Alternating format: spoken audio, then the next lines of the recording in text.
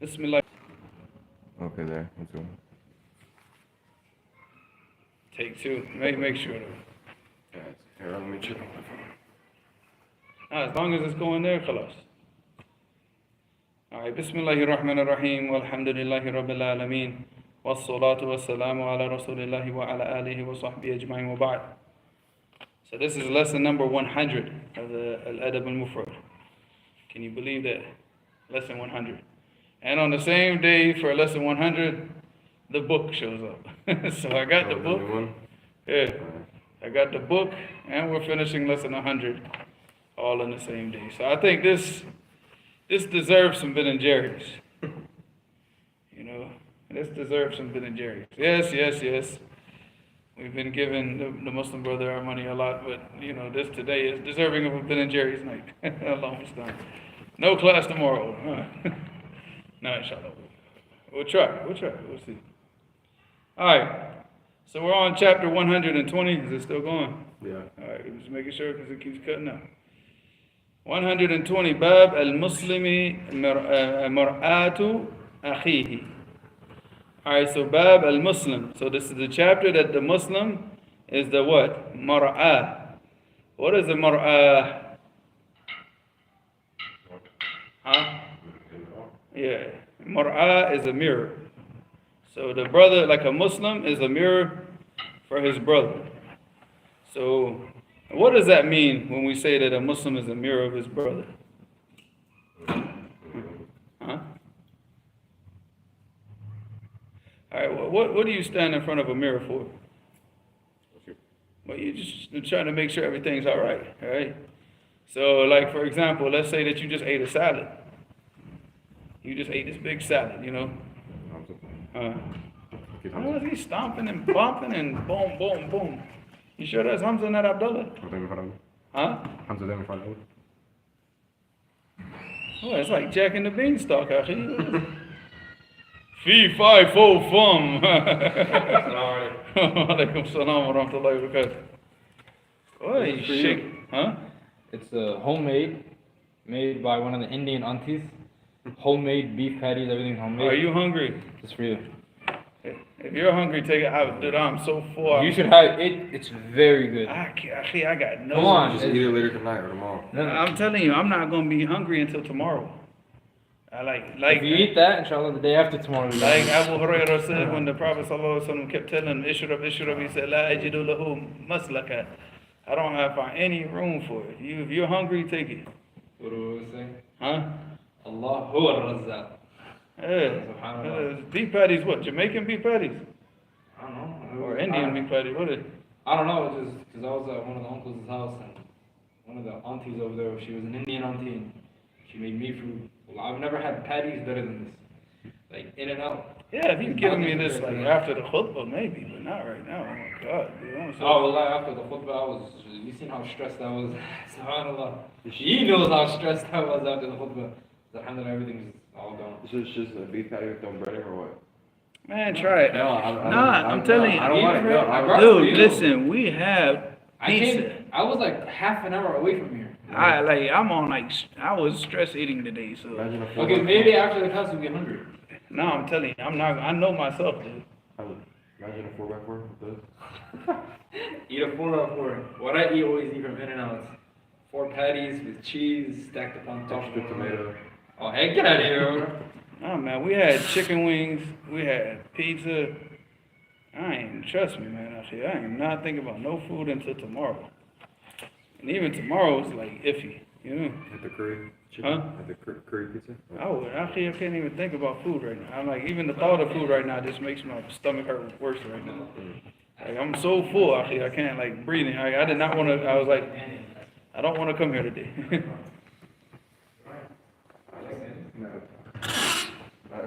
Ibrahim, he has a phobia against mayonnaise. Against mayonnaise? Yeah, he has a mayonnaise phobia. That's disgusting. Mayonnaise? I don't know why anybody ever created it. Alright, Bab al-Muslim. Mar'atu Muslim. Alright, so the mar'a, alright, the mirror, right? The mirror is like, okay, we went back to the salad thing, right? So let's say that you ate like a big salad. and you're about to go out and you're going to give a khutbah and stand up in front of the people with a live stream that's like sitting right in your face, right? This is not an example for me because I don't eat salad. But I'm just saying, just giving an example. What would you do? What would you check in the mirror before you left? Teeth. And to make sure what? They look like Yeah, exactly. You're not over there smiling at people, got all this green stuff stuck in your teeth. So, and the same thing, if like your throat, you want to make sure everything's, there's no dirt or food, or because there's some things you just don't see. But by looking in the mirror, what do you see? You see the things that are wrong and that you need to fix. You wouldn't see those things that you need to fix if you weren't looking in the mirror, right? So when you look in the mirror, as you get older and you get lazier, and you take your shirt off to go get in the shower, and you look at yourself in the mirror like, oh my God, I need to exercise, right? Yeah. So, you know what I'm saying? It shows you the ayub, like your faults. And that's the way that a Muslim should be to another Muslim, is that, you can look at like a person who's practicing his deen, and you can start to see your own faults through looking at him. Like we have like this reflection off of each other where we try to, because the whole purpose of looking in the mirror is to get rid of the faults. Not to point the faults out, but you see the faults, and then what? You fix it. So you're not going to go and, you have a class, right? And you stand up in front of the mirror, and you got like cheese sauce, on your throat, and you're not going to say, oh my God, I got cheese sauce on my throat. Well, okay, and just leave, right? What are you going to do? You're going to clean it. You're going to fix it, all right? So the same thing, when Muslims, as we see faults with each other, we help each other to do what? To fix those faults, to get all those faults out. Because all of us, we're going to have those faults. So that's the whole point of like us working together to assist one another and becoming the best that we can be. All right. So this is hadith number 238, sorry. All right. So حدثنا أصبغ قال أخبرني ابن وهب قال أخبرني خالد ابن حميد عن خالد ابن يزيد عن سليمان ابن راشد عن عبد الله بن رافع عن أبي هريرة رضي الله عنه قال المؤمن مرآة أخيه إذا رأى فيه عيبا أصلحه. So this explains it. This hadith is on the authority of Abu Hurairah. And with Abdullah ibn Rafi', the correct is Abdullah ibn Abi Rafi'. Abdullah ibn Abi Rafi' is actually correct. The correct one is Abdullah ibn Abi Rafi'. Alright, so Abu Hurairah radiallahu anhu, he reported. He said that al-mu'min mar'atu akhihi. Alright, so the Muslim is like a mirror for his brother. إِذَا رَآ فِيهِ عَيْبًا, if he sees any type of aib, any type of deficiency in him, أَصْلَحَهُ, he fixes it. He fixes it. So he points it out, so that obviously he doesn't fix it. The person, he points it out to the person, and the person can fix it. Sorry. That was an accident. You do that accident every time. Wallah, it was an accident. This ain't the first time that he does this accident. It's Muhammad Ayub.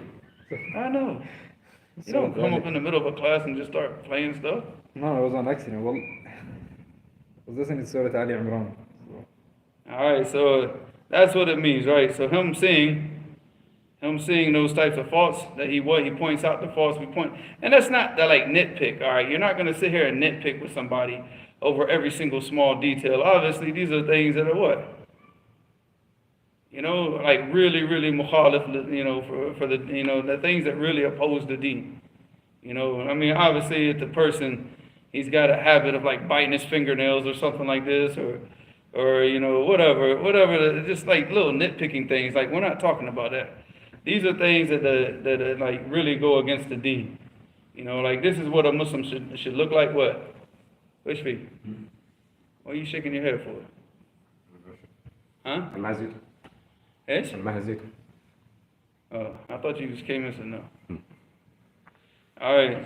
So these are things that like the person has to fix, So a person who doesn't have a beard, he comes across a Muslim who's practicing the sunnah who has a beard, he's going to see what? Something's not right, Say, I need to fix this, the way that he's dressed, the way that he acts, everything in his behavior, he needs to fix it. So the mirror, the whole point of the mirror is that it points out those faults. Without that mirror, we would never see those faults in ourselves. We'd only have to be what? Somebody have to tell us, all the time when we go out to the masjid, hey, You got cheese sauce on your throat. Hey, you got some food in your beard. Or hey, you got, if you didn't have if you didn't have the mirror, you wouldn't see it. So that's the whole point of the Muslim being the mirror of his brother. All right, so hadith number 239. All right, حدثنا إبراهيم ibn Hamza. And this hadith is Hasan, موقوفا ومرفوعا. All right, موقوفا means as a statement of Abi Hurairah, and مرفوعا as a statement of the Prophet صلى الله عليه وسلم. So حدثنا إبراهيم ibn Hamza قال حدثنا ابن أبي حازم عن كثير ابن زيد عن الوليد ابن رباح عن أبي هريرة رضي الله عنه عن النبي صلى الله عليه وسلم قال المؤمن مرآة أخيه المؤمن والمؤمن أخو المؤمن يكوف عليه ضيعته ويهطه من ورائه. Alright. So this hadith also reported on the authority of Abu Hurairah. He said that the Prophet ﷺ said, the believer, al-mu'minu mar'atu akhihi. And here he said al-believer, the believer. There is another narration where he said al-muslim mar'atu muslim or akhihi. But here when we talk about the believer, it's a lot stronger. Because he's only a mar'atu for what? For another believer. That means the only people that will take heed and focus on these types of things to correct these faults is another believer. The other people be like, who cares? I'll do it tomorrow, But you see the believer, they're quick to, if they notice a fault or something that they need to change, they change it. So he said after that, أخيه المؤمن والمؤمن أخو المؤمن. And the believer is a brother to another believer. And of course, this is also a statement of the Prophet ﷺ in another hadith of Abu Hurairah, where he said what? المؤمن أخو المؤمن, or a Muslim أخو المسلم, what? لا يظلمه ولا يخذله ولا يحقره ولا يخذله. And then he said التقوى ها هنا وأشار إلى صدري 3 مرات بحسب امرئ من الشر أن يحقر أخاه المسلم. So he said كل المسلم, and then after that he said كل المسلم على المسلم حرام دمه وماله وعرضه. But he said المسلم أخو المسلم, that a Muslim is a brother to what? Another Muslim. So does that mean that we have a brotherhood that exists outside of Islam? Huh? No. Do we have any type of brotherhood? So just because I'm Arab and he's Arab, are we brothers? No. No. But, all right. Okay. I'm black, he's black, we're brothers? No, not like that. I'm white, he's white, we're brothers? No. The brotherhood that we have only exists, the only brotherhood we have outside of this, there's no brotherhood outside of Islam. And any type of brotherhood outside of Islam is what? It's Jahiliyyah. It's Jahiliyyah. Because it's al-mawala wal-walaya for what? Based on what? On batil. If you're the only reason why you love another person is because you're the same skin color, or you're the same race, or you're from the same tribe, then that's batil. That's Jahiliyyah. The oath of Qur'an wal iman, what? Al-hubbu fillah wal-bughdhu fih. And this is the so this is our deen, al-wala wal-bara. الولاء لأصحاب الحق لأصحاب الخير لأصحاب السنة والبراء من أصحاب الشر والبدع والخرافات والمعصية so and shirk, especially a shirk. Alright, so our brotherhood, the only brotherhood that we have exists is the brotherhood of Islam, brotherhood of deen. And in that way that we can, inshallah, we could be from the 7 people that Allah subhanahu wa ta'ala gives shade on the day of judgment, on a day that nobody else is going to have shade. Who are those 7 people? 2 people. No. Who are the 7 people?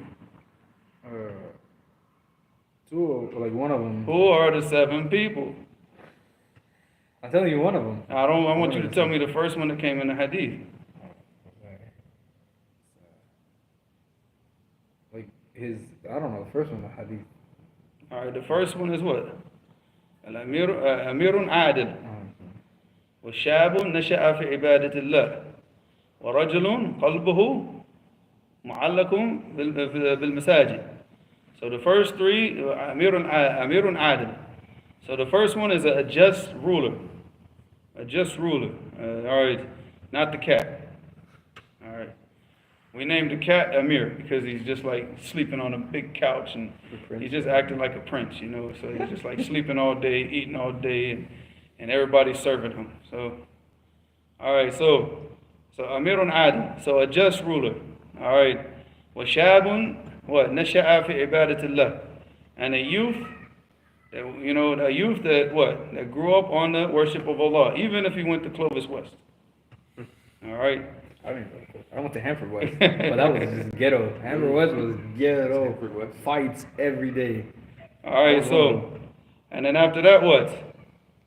وَرَجُلٌ قَلْبُهُ مُعَلَّقٌ بِالْمَسَاجِدِ. A man whose heart is what? That's the mission. It's connected or attached to the masjid. That means that's where, whenever he's separated from it, he just what? He has to go out and do whatever he's got to do, but he's quick to just get back to the masjid. Like that's where his heart's attached to. What? What's number 4? To people who love to show the sake of Allah. It wasn't in Arabic.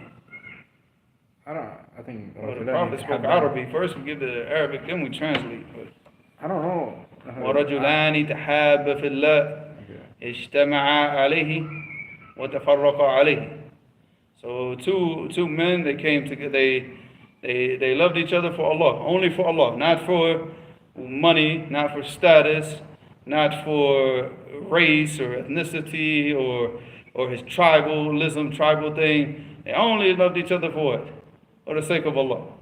اجتمعا عليه, and they came together on that love for Allah. That means they come together in the obedience of Allah. They come together to worship Allah. Wish. وَتَفَرَّقَ عَلَيْهِ. If one of them were to go and leave the obedience of Allah and go away from the deen, then they would what? تَفَرَّقَ عَلَيْهِ.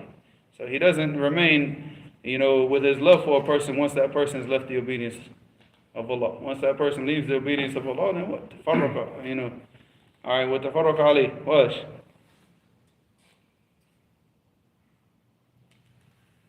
And a man. ورجل دعته امرأة ذات منصب وجمال فقال إني أخاف الله. All right, so pay attention to this hadith. So it's a man who's called to have sexual relations by a woman that's calling him is ذات منصب what jamal, like she has status and she's very beautiful, which is very, very difficult for a man to refuse. She's not a dirty crackhead prostitute on Belmont. No, this is a very beautiful woman who has a very high status, and and if you were to fulfill whatever she wants with you, you would think, because Shaitan would have you thinking like, oh, she could help me out, her family's connected, and I want, so I need to, get in, I got to get in here, so I could get into these connections, right? So that, and on top of that, she's also what? Very beautiful.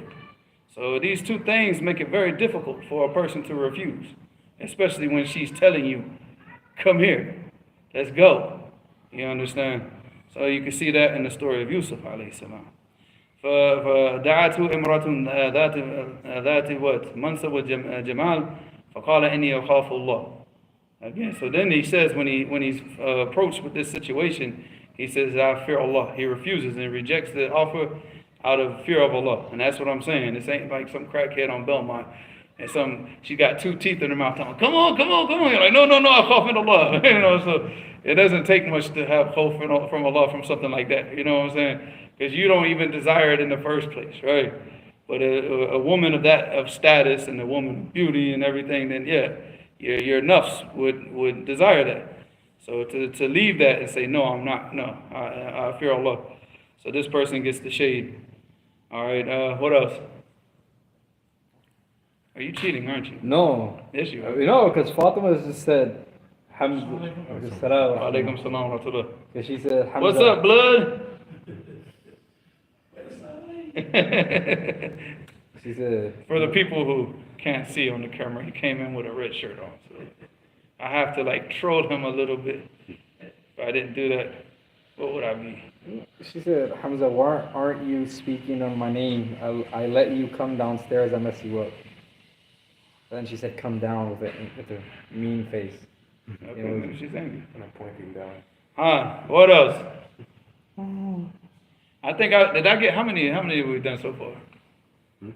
أمير عادل وشاب نشأ في عبادة الله ورجل قلبه معلق بالمساجد ورجلان تحابا في الله اجتمع عليه وتفرق عليه ورجل دعته امرأة ذات منصب وجمال فقال إني أخاف الله وإيش. There's two more, man. I know one of them, but what's the seventh one? I know the seventh one. What's the sixth one? No. Okay. So ورجل أن يتصدق بصدقة فأخفاها حتى لا تعلم شماله ما أنفق يمينه. All right. So a man, he gives sadaqah. All right. He gives sadaqah and he hides it, like he keeps it hidden. He doesn't just go out and like what? Look at me, I'm, on Instagram out there like, look, there's a poor person. We're gonna make his day, and all this type of gay stuff that people do on Instagram, right? What? No, gay means happy in the English language. It's happy stuff. Yeah, but not to the YouTube. Yeah, gay means happy. So there, if they try to block it, we'll say no. We're using it in the original meaning, all that happy stuff. All right, so there you go. So no. So yeah, so he gives the sadaqah, but he hides it. And like I said, I mentioned an example of that, which is the example of Sheikh Ibn Baz, rahimahullah, that the whole time that he had, there were so many people that he spent on, like widows. He used to support them monthly. All the students of the match, he used to send money monthly to the match to support the students and feed them. And nobody knew about this. And because Sheikh Ibn Baz, he made the person that whoever he gave the money to, he said, don't tell anybody. So none of this stuff came out until after his death. Even us in the match didn't even know about this until after the death of Sheikh Ibn Baz. So after the death of Sheikh Mubin, rahimahullah, and then it really became like common knowledge. So Allah musta'an. But these are like the type of people they spend charity and nobody knows. They hide it so much. They hide their charity so much that his right hand doesn't know, his left hand doesn't know what his right hand gave. That's how he hid it. All right. وَرَجُلٌ ذَكَرَ اللَّهَ خَالِيًا فَفَاضَتْ عَيْنَاهُ. And a person who remembers Allah subhanahu wa ta'ala while he's alone, and then his eyes start to pour forth from like tears, out of fear of Allah, out of love for Allah, out of fear of Allah, out of all the things that he's done, and he starts to cry. But the shahid for this hadith is what? رجلان تحابا في الله اجتمع عليه وتفرق عليه. All right, so that's it. That's our brotherhood of Islam. So when we say that a mu'min akhul mu'min, that's it. That we come together on the obedience of Allah, and if that doesn't exist, then we're not together. Khalas. It's as simple as that. I'm not gonna be hanging out with a person just because we like the same baseball team or something. Come on, man. We're trying to get ready for Jannah. We're not trying. We're faced with, either one we go to Jannah or two we go to Jahannam. And I'm gonna sit here and like make my associations with people based on a baseball team or a football team or our favorite food or something like that. Zip code. Or a zip code or whatever. No, it's not. We don't do that. That's for the fools. Let the fools be fools. All right. Then he said after that, he said, يَكُفُّ عَلَيْهِ ضَيْعَتَهُ. يَكُفُّ عَلَيْهِ ضَيْعَتَهُ. It means يَحْفَظ عَلَيْهِ مَالَهُ. مَالَهُ وَلَا يُضِيعَهُ. So ضَيْعَ here is referring to his wealth. That if he puts him and trusts him with his money, he protects it. He protects the Muslim's money. He doesn't go and take it and say, well, he don't care. Akhi, I'll take a little bit of this and borrow a little bit of this and do this and I'll pay him back. He's my brother. He doesn't care. No, the exact opposite. He looks at the amana as being stronger, protecting the wealth of another Muslim. I think you might want to get over here for this one. This last one I'm going to say for you. No. Nah, but he's going to like this one. Why'd you get a comfortable chair, Akhi?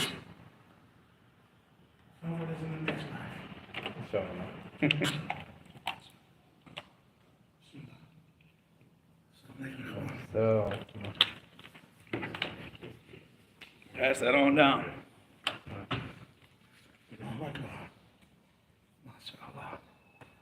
You get a copy before everybody. This is the first book I've ever written where I got the copy before anybody else. The last book, the Secret Knowledge book, man, a brother was posting a picture. I got the book. He's in Britain. I'm like, how you get the book in Britain? I'm in America. I haven't even gotten the book yet, man. How did you do that, man? Sad just like, hey, look, I got the book. Everybody's posting pictures. And I don't even have it.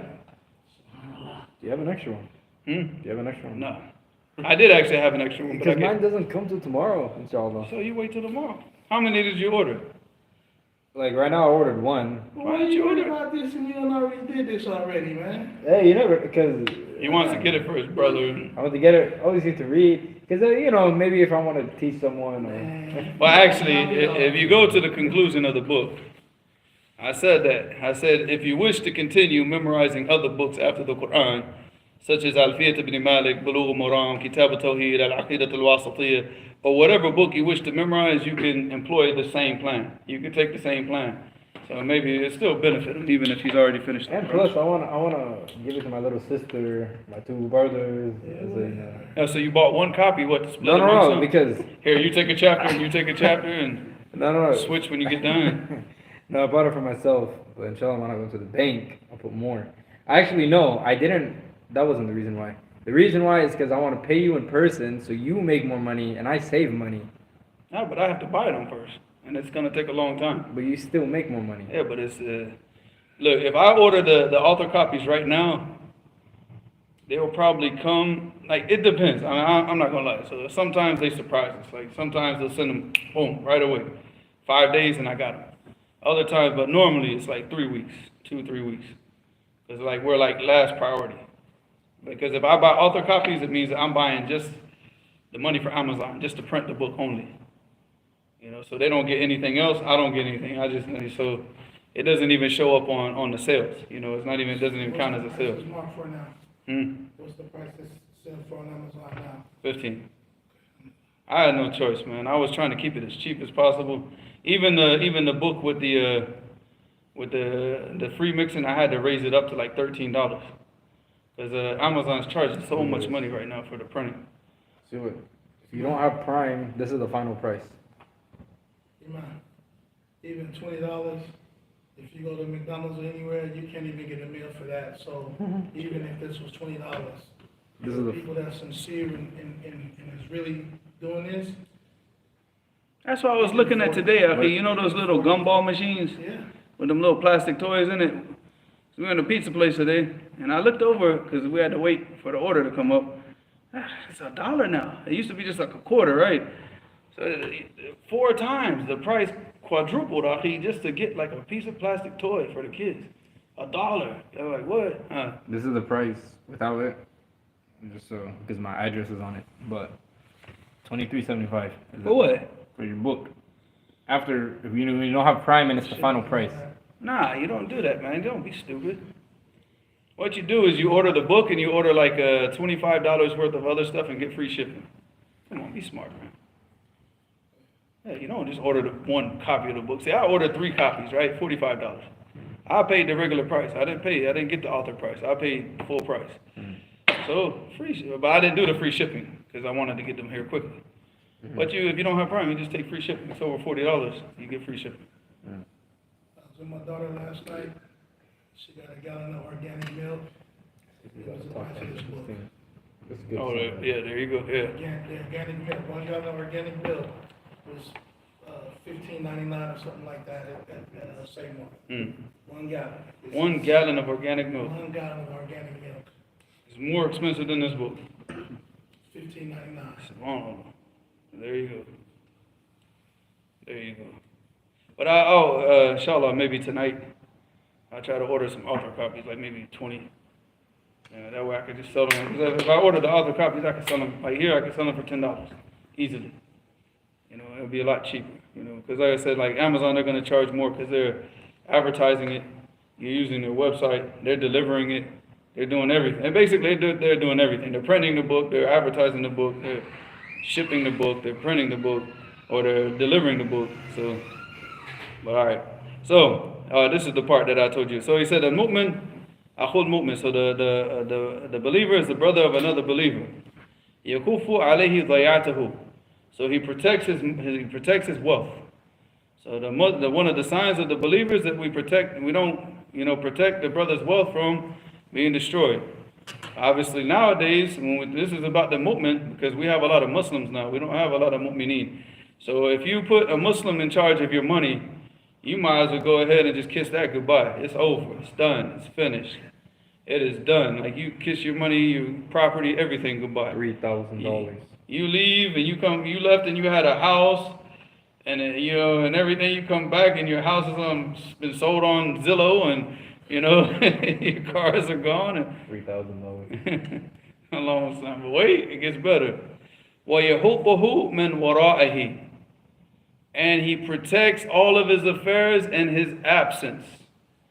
So the sign of a believer, being the mirror of another believer, being the brother to another believer, is that he protects all of his affairs in his absence.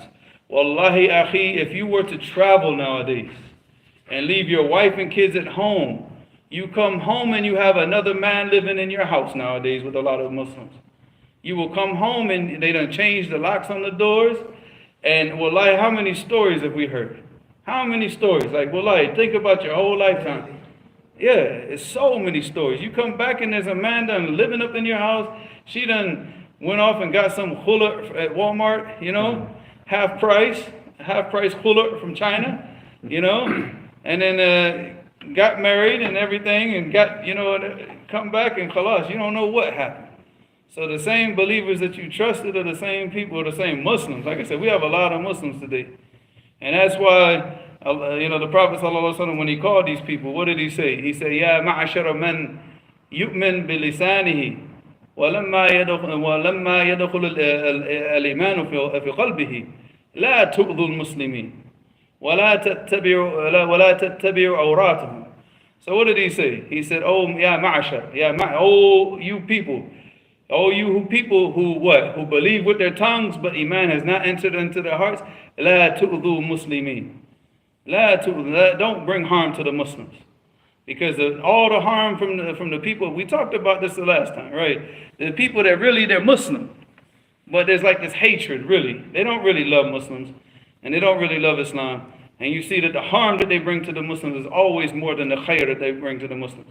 Whenever you see there's just certain individuals, whenever they mix amongst the Muslims, all they do is bring chaos and harm and problems. And then and then you have other brothers, the real mu'mineen, whenever they come around the people, what do they bring? They bring us al-islah, they bring khair, they bring sakina, they bring tranquility, they bring food. Yeah. Oh, you want to try this? You hungry? No, I have another one for him too. No, you're not safe. He brought out two. No, you're not safe. I'm not eating today, man. Look, man, one of the nice, like when I mean nice, I mean character nice, Indian aunties made homemade double patty burgers, all natural halal food.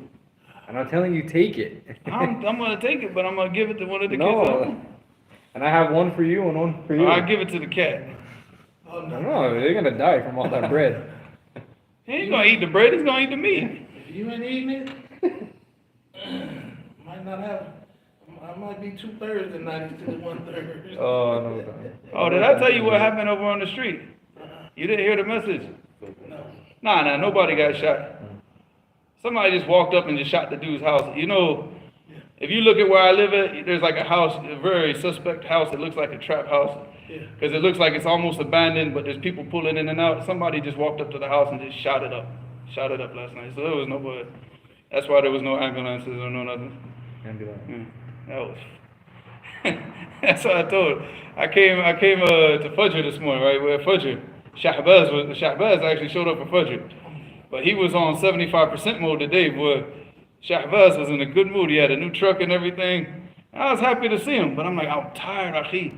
Because like literally, I woke up at 12 o'clock last night to go to the bathroom. And I just, Acid was sitting up with the cat. So I said, hey, mashallah, how's the cat doing? And then, like that, and then I grabbed Acid, I said, come on, get in the back of the house. Because it was like so close, so close. It was like they were shooting, I thought it was the people next to us, right? And I just grabbed him and took him to the back of the house until he stopped. Then I went out to go see what was going on. And then all of a sudden you hear the police sirens and everything. And I couldn't get back. You can't go back to sleep after that, man.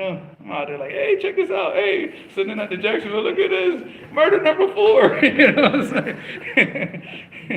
Can't go back to sleep after. I woke up safe, dragged him outside. It was freezing cold. Like, look, there you go. There's your third crime scene right there. He's got to go take a picture, send it to his mother, Oh, you got the picture on you? The video. Huh? Yeah, Safe Haven James was showing me. Thing. I didn't even see the one that he did. But nah, it was nothing, though. Send it to me, I'll eat yours. It's the warm Huh? up. Fatima said, send it to me, I'll eat yours.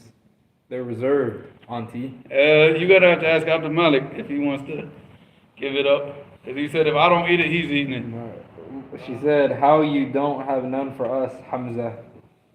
That's what I was getting. Yeah, she always makes tacos for you. Don't you feel sad now? You can get half maybe. On the Nah, you got one for him.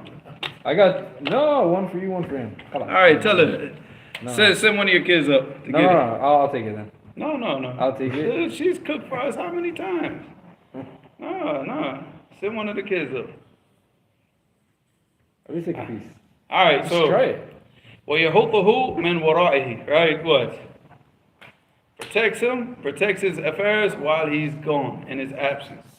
So that's a real believer, like a believer that you can see, hey man, go by, check on the house, make sure everything's okay, make sure, you might call them up and say, hey, my wife needs this and this, can you both go buy it? And the brother, he'll go put it on the doorstep, knock on the door, and go. He's not going to stand there like, hey, I bought the stuff that your husband wanted, and try to chit-chat and, and try to get up into the house, So yeah, man, subhanAllah, like I said, man, the problem is we live in a situation where we have very, very few believers. We have a lot of Muslims. We do not have a lot of mu'mineen. Wallahi, I would not trust my kids with 5 seconds with like 99.9% of the people nowadays, I think. Wallahi, it's so sad. I'm talking about other Muslims. I mean, forget the kuffar, that's 101% of them. I won't trust them with nothing. But with the Muslims, akhi, the Muslims, it's like you can't trust. Who can you trust? SubhanAllah. And that's why it's so depressing in this day, akhi, wallah. That's why, that was why the khutbah was about what the khutbah was about. Akhi, if you can't, you know what I'm saying? We get the most adab, the most harm comes to us from our own brothers, akhi. Kufar ain't doing nothing to us. Think about, all of this, I've only been in America, right? Since, let's say this is the third year, right? The third year I've been back in America. I've not had any problems with no kuffar here. None, akhi. Seriously, I mean, no problems. I can't think of any issue that I can actually say oh, yeah, that kafir did me wrong, or no. What about you? For the most part, no. No, I mean, you have more interaction with kuffar, but yeah. I mean, there's if you do have an issue with them, it's never small. It's going to be gigantic. But it's going to be, 10 years apart. Some astronomical, but daily basis. And you expect it, though. Yeah, and you expect it. The person, a kafir that's going to give you problems, yeah. You expected it from the second that you started dealing with them, but for some reason you had to deal with them, and you expected it. Yeah. But with the Muslim, it's worse because you trust them. You come in with trust, and then it's just hey man, don't worry, you can trust us. Ching! It is sad, akhi, but that's because again, Islam, there's no tarbiyah. The people are not really being raised up on the correct understanding of the Sunnah, and they're not being raised up on the Deen. So all those traits from Jahiliyyah, they don't get washed out. They don't get ironed out. Why? Because again, people are too scared to talk. What does it say? Al-mu'minu mar'atu al-mu'min. And what do we say that meant? Well, you can see the faults. We point out each other's faults. Now imagine. Mirrors each other. Yeah. So and as we were talking about this before you showed up, what do you use a mirror for? To perfect ourselves. Yeah. Make sure that you don't have food in your teeth, food in your beard, cheese sauce on your throat. Ice cream from the Yemeni brothers. Yeah. I mean, you've seen some kuffar, they come out the bathroom, they got a piece of toilet paper running out the fence and stuff like that, But, you don't want to go like that, obviously. You got a whole tail coming out, but... Hold on a second, but that's the whole thing. If we're not pointing out our faults and, helping each other to get better, because we come to the masjid with this attitude of what? just let everybody come as they are. Yahi, this ain't no Nirvana song, Ahi. You know, come as you are. No, Ahi, come on. This is like proper. This is Deen, Ahi. You come here to what? I knew he would laugh.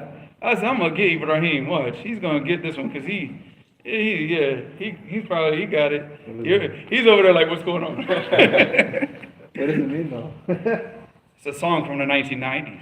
I don't listen to music, so. Yeah. I don't think any of us listen to music. It's a song from No, the I 1990s. know. And in the 1990s, you couldn't help. But You know the songs like. it's just one of those songs that was. It's just one that was all over the place. You couldn't help but hear it. I didn't even listen to that style of music, I think. But I could still. That was the wave of MTV. You couldn't escape it. Yeah, the radio, you hear it at school, you hear it. Grocery store, you couldn't get away at school. Couldn't get away from it. Yeah, man, but we come here to perfect ourselves, to better ourselves. You know, we're not going to be accepting of a person just coming here. Like, what type of khiyana, like treachery, could you have as a Muslim? That your own Muslim brother comes here and you see all these signs of jahiliyyah still in him. And you just say, hey, man, just let him be as he is. Well, like, what type of treacherous Muslim are you? Like, serious, that you see all these faults and you don't even try to do anything to help the brother, you know, iron these wrinkles out and become a better person. You let him remain. You're doing a disservice, because the majority of those brothers that come into Islam and they come unchecked, what happens to them? Baby. The majority, like a good portion, I would say the majority, but I would say like a large number of them. Come in one way. Yeah, and they exit out the back door, and they continue going right back to what they were doing before. Because nobody ever checked them. Nobody ever told them, like, this type of behavior is not accepted. But I think those people too, it's a measure of what kind of manhood they had before they came to. Because, like, You're talking about the majority of people nowadays. the majority of people nowadays, I mean, you know, I didn't grow up in an era where there could be an LGBT person in our group. That my time. Yeah, of course. It's not to speak It's of. down south, I think. Yeah, I mean, and if we knew somebody, you know, there was somebody in every neighborhood, you know, and there was at least one person in every neighborhood. Nobody had association with him. Nobody had sympathy for him. Nobody felt sorry for him when, you know, somebody. The hammer came down. Yeah, you know, everybody's like, good, you know, oh well, you know, so. We would bully them in high school. We would actually bully. I mean, so bringing that level of whatever man. Now, we're not talking about like what you used to do Yeah. in high school. We grew up in a society. Yes. You grew up in a society that loves it and promotes it, but you just Yeah. amongst your friends. We were We bullied. grew up in a society that did not accept it. Like, you had to hide that stuff. Not even that one family member, like you go to a family reunion, you have family members come from all across the country. In every family there is that one drunk uncle, that one jailbird, you know, prison person, and that one person, That wears purple. yeah. And his name is like Vernon. And or something like that. And- That's Uncle Vernon. He's a little, you know. yeah. And all of those category of people, even in the family, are outcasts. They're not acceptable. You know, you recognize them, you know who they are, you know what they engage in, and you just reject them. I mean, they're just, you know, everybody knows, hey, that person is on such and such and such, and we don't deal with them. If you go over there and deal with them, you on your own. You get up in the mix, you on your own. And nobody ain't gonna feel sorry for you when you go over there associating and some harm comes to you. Everybody gonna be like, well, we told you, and you went over there, so that's what you was looking for, and that's what you got. Actually, it's 2024. Yeah. I have still not heard of one of my cousins.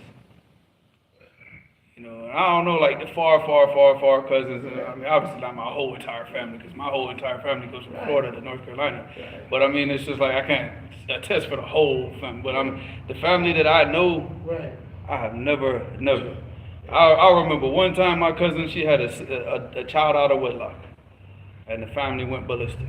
They're like, this girl ain't even married. Yeah. So you could imagine Yeah. if one of the boys came out talking about he's on that Hershey Highway type thing, no man, that's crazy. Oh, that's You nasty. know, I had a Hershey brother that That's just so nasty. when my brother younger than me. He's just a little bit slow. That's all. My No. brother He's younger. just getting used to these '90s, Yeah. So my brother younger than me, he did 29 years for bank robbery. And I've stated to people, my own brother, if he would have came out of prison and was showing any indication of acceptance of alternative lifestyles, whatever that is, he will no longer be here. Because it's not a thing that we tolerate and that we deal with in our family, and there's no way that he can come home and be around my other brothers or my sons or my nephews or any of that kind of stuff and spread or even tell stories or even be comfortable around us. It wouldn't happen. There's a reason why he's talking about all this. Yeah. Because of a recent event that just happened. Yeah. And because of the tolerance that people have. I think I know. Like I said, people are so intolerant when it comes to the Muslim brother. But then you get some RuPaul dude coming up in here, and then all of a sudden everybody's got tolerance, making dua for it, and but then with the brothers, nothing, no tolerance, no nothing, So I mean, we have our alliance. I couldn't be on the grounds with little kids running around here and everybody distracted with whatever they distracted with, and too many cracks and corners and crevices for the unspeakable to happen. I couldn't even be on the ground. Actually, the Saudi guy, that called the police on us. Mm-hmm. Like him, when he was first here, I just took one look at him. And I sat in the car the first day that he was here, and he was walking back and forth. And I sat in the car the whole time, and my sons were like, "Aren't you coming out the car?" I said, "I ain't coming out the car because I'm watching him in all the mirrors, watching where he's going, what he's doing, and everything." And it's like, as long as he's here, I'm gonna waste my gas sitting in this car watching him, because I don't trust people. Now imagine him like showing openly some type of, Even if he was walking on his toes. Well, he almost was.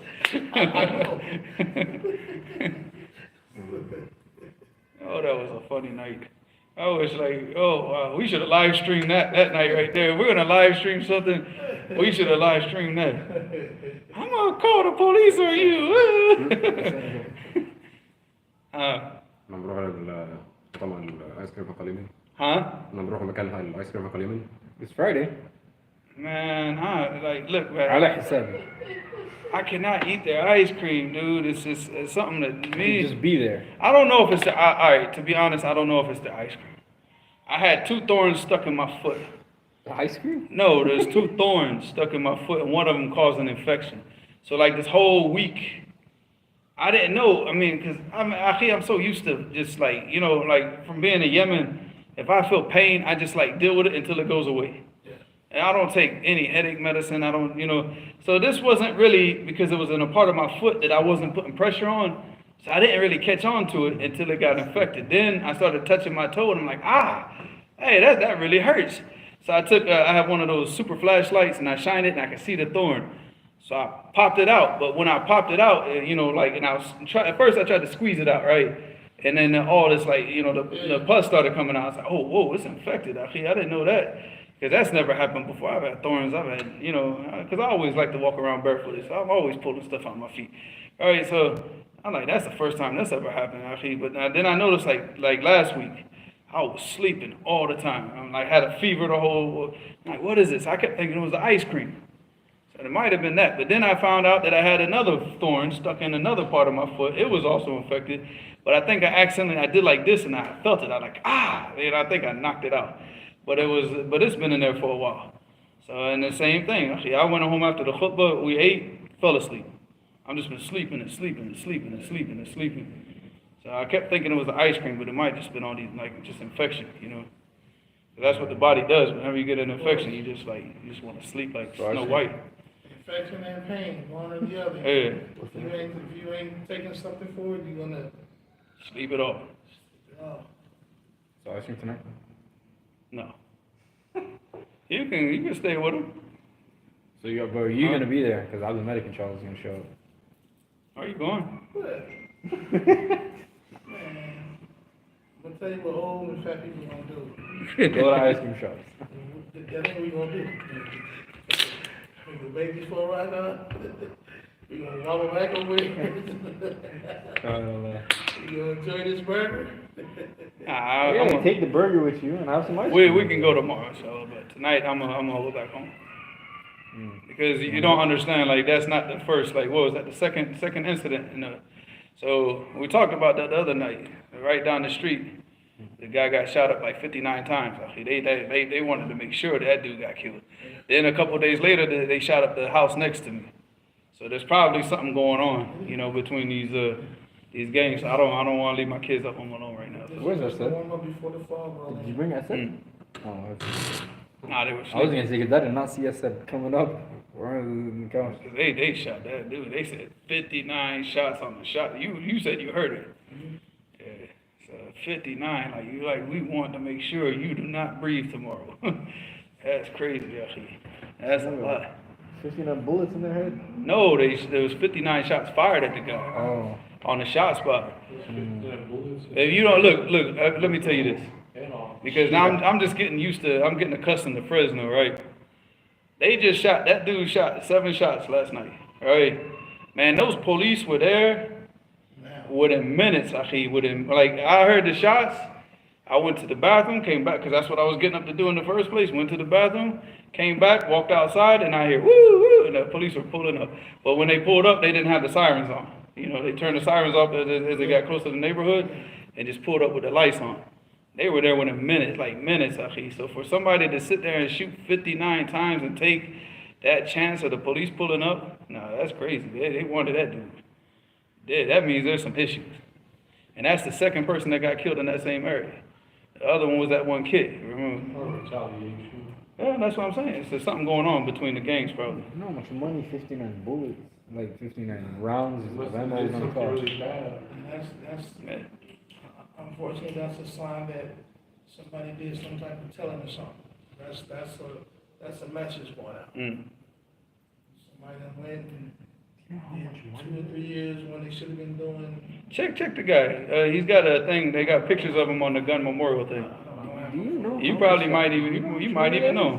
You probably come across him. Yeah. He's in this neighborhood, so Bullets are not cheap. There's even a law in California. There's only it's a new law. There's only a certain amount of bullets you could have. That's stupid. Yeah, it's stupid.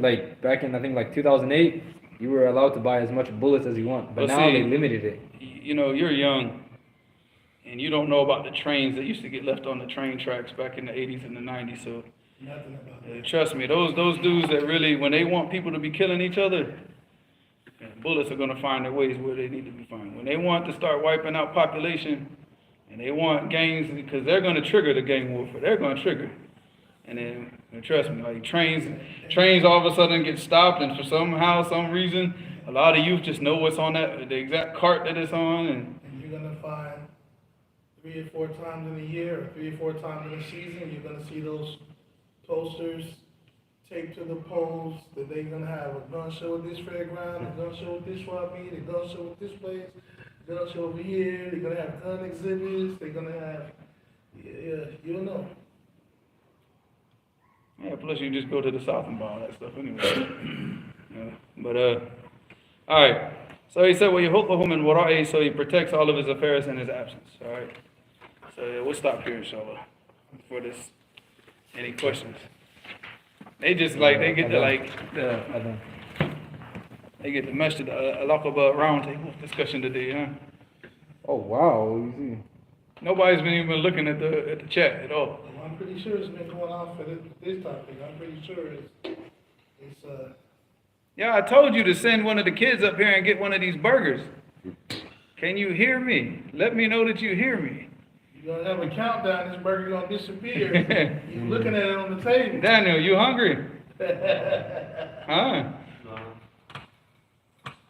Hassan said, "What about working in IT role and not leasing agent in real estate company for overwhelming of their profits are from rental income and other halal Look, means. as much as you can avoid getting involved in that whole thing, avoid it.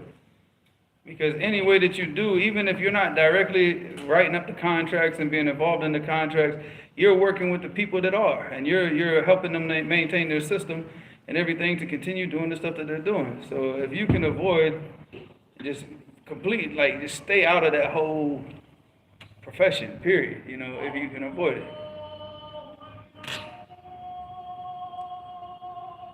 But he also said, but they have another business doing mortgage advising where they work with banks to find the best riba for clients. Are you serious?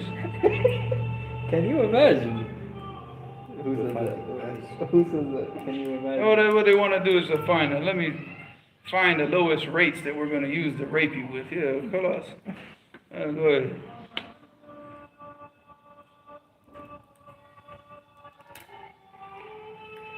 Well, he's back. Who's back? I think. Chicken fingers. No, he's blocked. Like, he's history. Hey, got 10 accounts.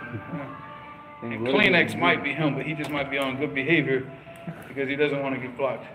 Ibn Izzuddin said, my Bulugh al-Maram has a minor discrepancies from what you read in your explanation and what is online. For example, words in a list may be in a different order. Is it okay to memorize from our book? Look, the best one to get is Adab ibn Jawzi. And inshallah, when we finish going over the chapters of marriage and we actually sit down and go through Bulugh al-Maram from the beginning to the end, we're going to use the Adab ibn Jawzi one. We're not going to use the Dar al-Salam one. I used to have trust. I used to feel good about the Dar al-Salam ones, but I don't have that same feeling. Like they're not as good and thorough with their books as they used to be. I'm disappointed, but we'll finish it up with that book, and then inshallah, when we go through the whole entire book, we'll use the Adab ibn Jawzi. Do not buy Dar ibn Kathir, and do not buy Dar al-Salam. Those two stay away from. But Dar al-Salam has a decent one as far as like the small one. Well, not that big one. He also says, should I memorize the weak ahadith in Bulugh al-Maram if I am a beginning student of knowledge? You should memorize all of them.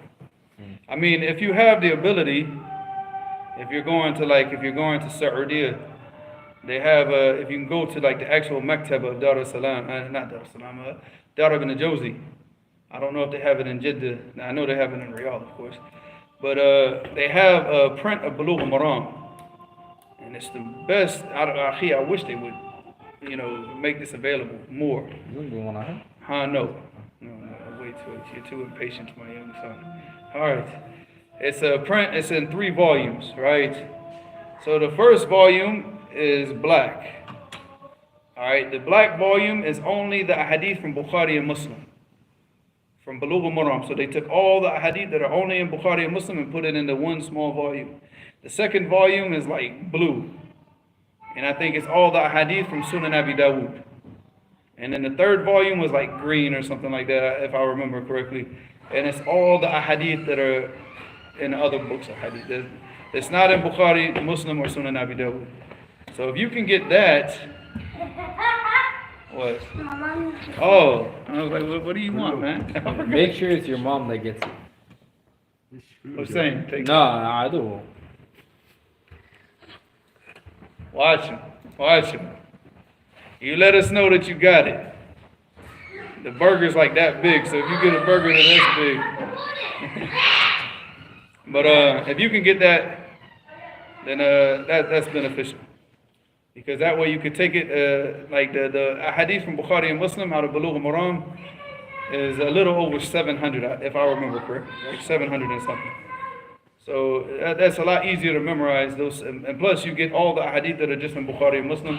You have no doubt about it. Once you memorize those ahadith, I wouldn't do the way that they set it up. What I would do is I would just memorize the Bukhari and Muslim first, and then just go back and just memorize the rest of Bulugh al-Maram. Because it would be too confusing to memorize the Bukhari and Muslim, then to memorize Sunan Abi Dawud, then to memorize all the other ahadith. It's too much because they're all going to be in different abwab. And it's going to be too confusing, and you start to mess up the taratib of Bulugh al-Maram. Memorize the ones that are in Bukhari and Muslim first, And then when I had that, I only kept the one that was in Bukhari and Muslim. I took the other two volumes. I don't even know what I did with them. I didn't care if they got lost or not. I just only cared about the volume that had only the hadith in Bukhari and Muslim. Yeah. What do you say about someone who says you should only, like if you want to memorize a certain hadith or like any book of hadith, only repeat it 300 times and not 500 times? No, 300. Well, it depends. I think there's people in Mauritania that repeat it 1,000 times. See, it depends on what your schedule is. Like if you're going to take the book and read the book over and over and over and over and over again while you're memorizing it, that's what I talked about here. You know, that you're breaking the book down into parts and that you're reading it over and over and over while you're memorizing it. All right, if you're going to do that, then yeah, it's sufficient 300 times, because by the time that you finish memorizing it, all right, if you took Bulugh al-Maram, right, and it takes you 35 minutes a day to read Bulugh al-Maram every 10 days. Okay. So now, the first year that you're sitting there memorizing Bulugh al-Maram, or just like, let's just say that, you know, you're not memorizing. Let's say that you're trying to finish up the Quran, but you just want to read Bulugh al-Maram over and over while you're memorizing the Quran, right? So you take the first year and you read Bulugh al-Maram every day for 10 days. How many times did you read it? I wasn't paying attention. 3,605. Oh, that's a lot. That's more days and years. You're like one of those people they ask on the. You remember? One time a day. You know those people they go up to on the street and they ask them questions about the stuff and they see like just to show like American. Are you smart? They ask them. Are you smart? Yeah, they go up to the people like, They who's say, the vice "How smart are president? Who's the vice president? Be like Homer Simpson? Who is the? You know? Let's try this again. All right. There's 365 days in a year on the Miladi calendar. All right. Let's just say 360. All right. You read Bulugh al-Maram every 10 days. How many times are you going to read it? And do not say 3,600 times. You know what he did is he times it by 10. Yeah. All right. I got you what you did. But how many times are you going to read it? If you read it once every 10 days. Yeah. You really should not have skipped math class. 153. Or half of. No. Well, I thought those videos were fake. Now I believe them. Now I believe them. Now I believe them. Hey, but this is the generation that don't do math. They got Listen. calculators and the Listen, math let machines me and make math. things easy for you, because this is the way they used to teach us math in the 90s, was make it easy for you, right? Yeah. You got 360, right? You're dividing it by 10. Just drop a 0. 36. There you go. That's it. All right, so 36. Even my son's over there laughing. All right, so 36 times, right? All right, so if you do that now for the first year, you read it 36 times. Now the second year, you start memorizing it, and you say, okay, now I'm going to read it once a month, or once a week. Oh, Sorry. that sounds good. So how many times are you going to read it? Whose is that? 52. No, I want Ibrahim to answer now. Oh, what's the question? The next year, you're gonna read Bulugh al-Maram once a week. How many times are you gonna read it? 48. 52. That's closer than 3,600. 52.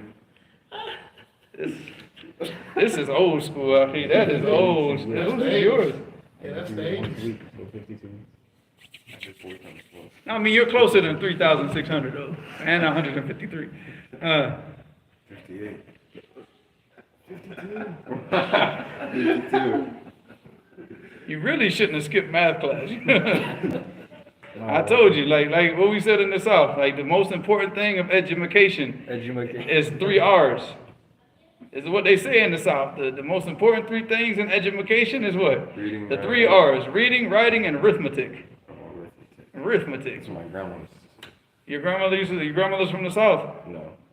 Nah. If she say that, she'd be like, you need to go do your arithmetic cards. Hey, we were told as kids, and I tell my kids, if you can't count, you'll never have money. From an early age. You can't count, and not this on your hands and toes, and if you can't count, you'll never have money. Yeah. All right. I'm hurt today, Ibrahim. Gotta get you in the math class, man. Me and you both, Akhi, we're gonna go to Fresno Adult High School, okay, Khalas? It's right there. Where is it? Belmont? Where is it? No, it's right here on downtown. Yeah, it's close to where we were. Right beside the hospital. Yeah, we were gonna go. So the math gives you a headache, you can go across the street and get in the hospital. Adult high school. Go ahead.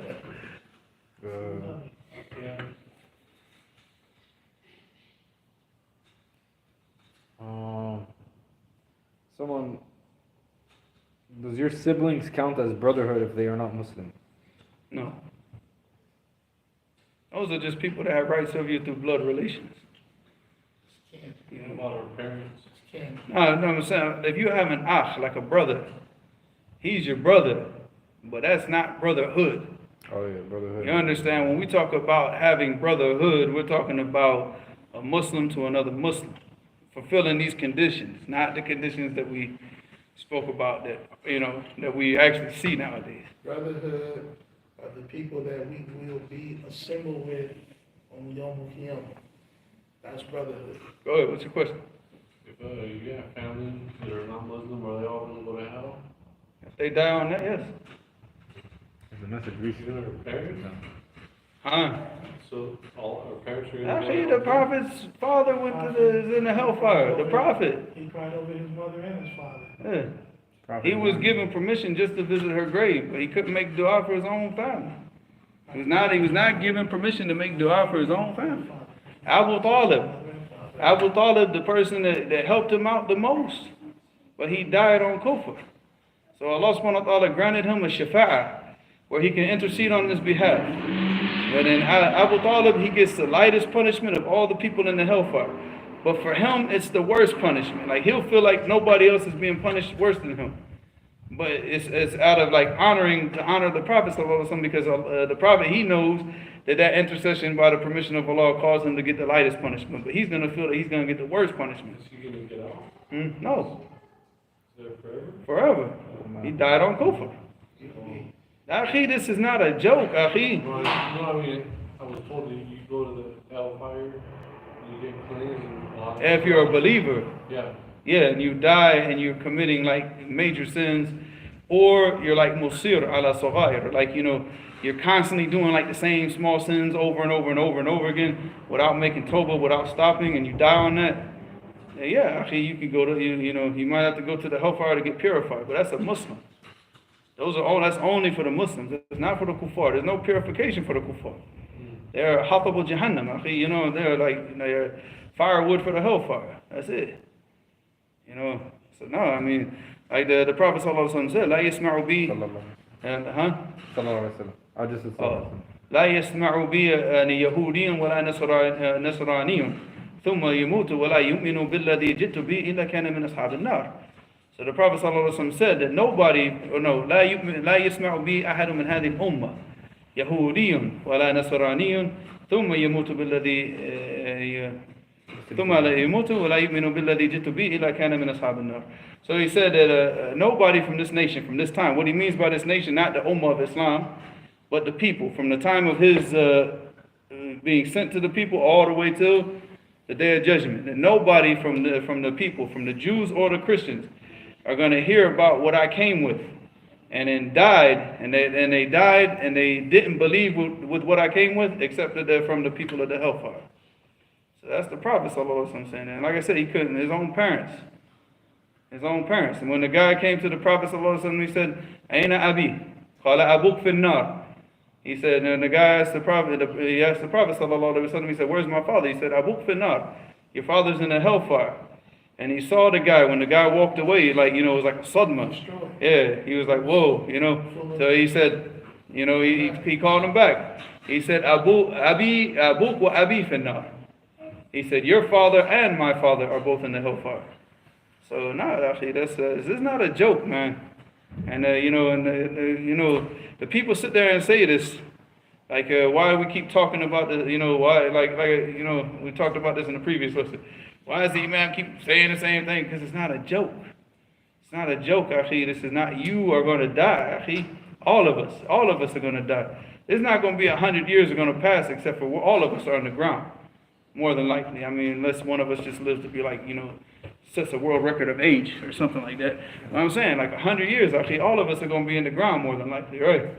So, what? Then what? It's coming. Huh? It's coming, there's no escape. Yeah. So, I mean, this is not a joke, actually. This is not like something you want to be playing games with. But you have to take that into mind. There's different punishments for different crimes, right? Yes. Different punishments for different No, crimes. because the thing about the kuffar is, the kuffar, Is a Muslim, there's different punishments for different crimes?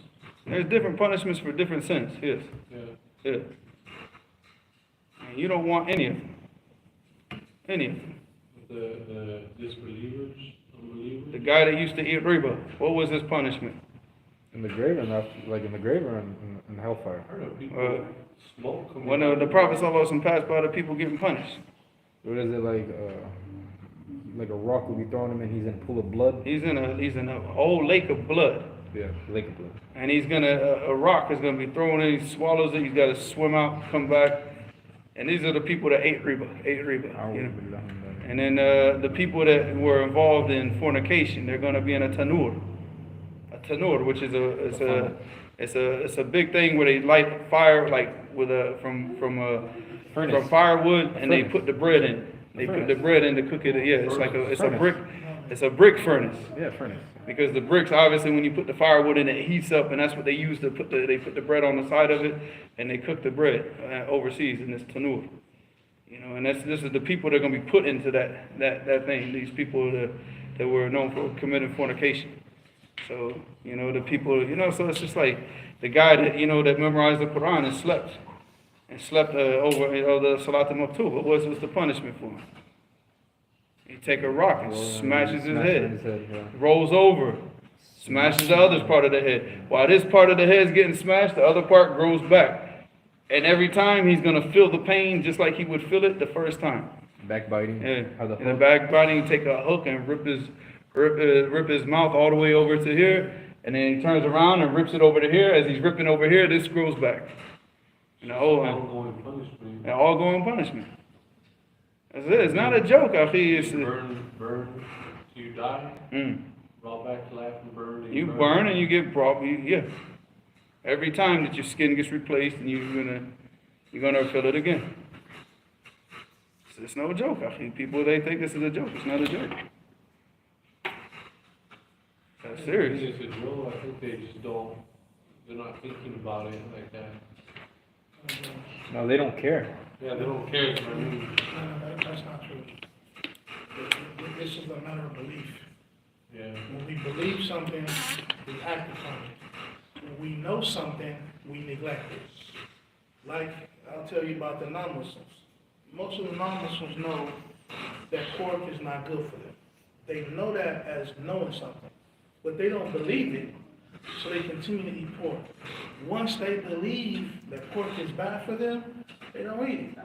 We're the same way. We accumulate a lot of information, and we know it as information, but we don't really believe. And that's why Rasulullah told the companion, you don't believe until this affects your heart and your behavior becomes different. You act upon this, what you know, then it becomes belief, and then you become safe.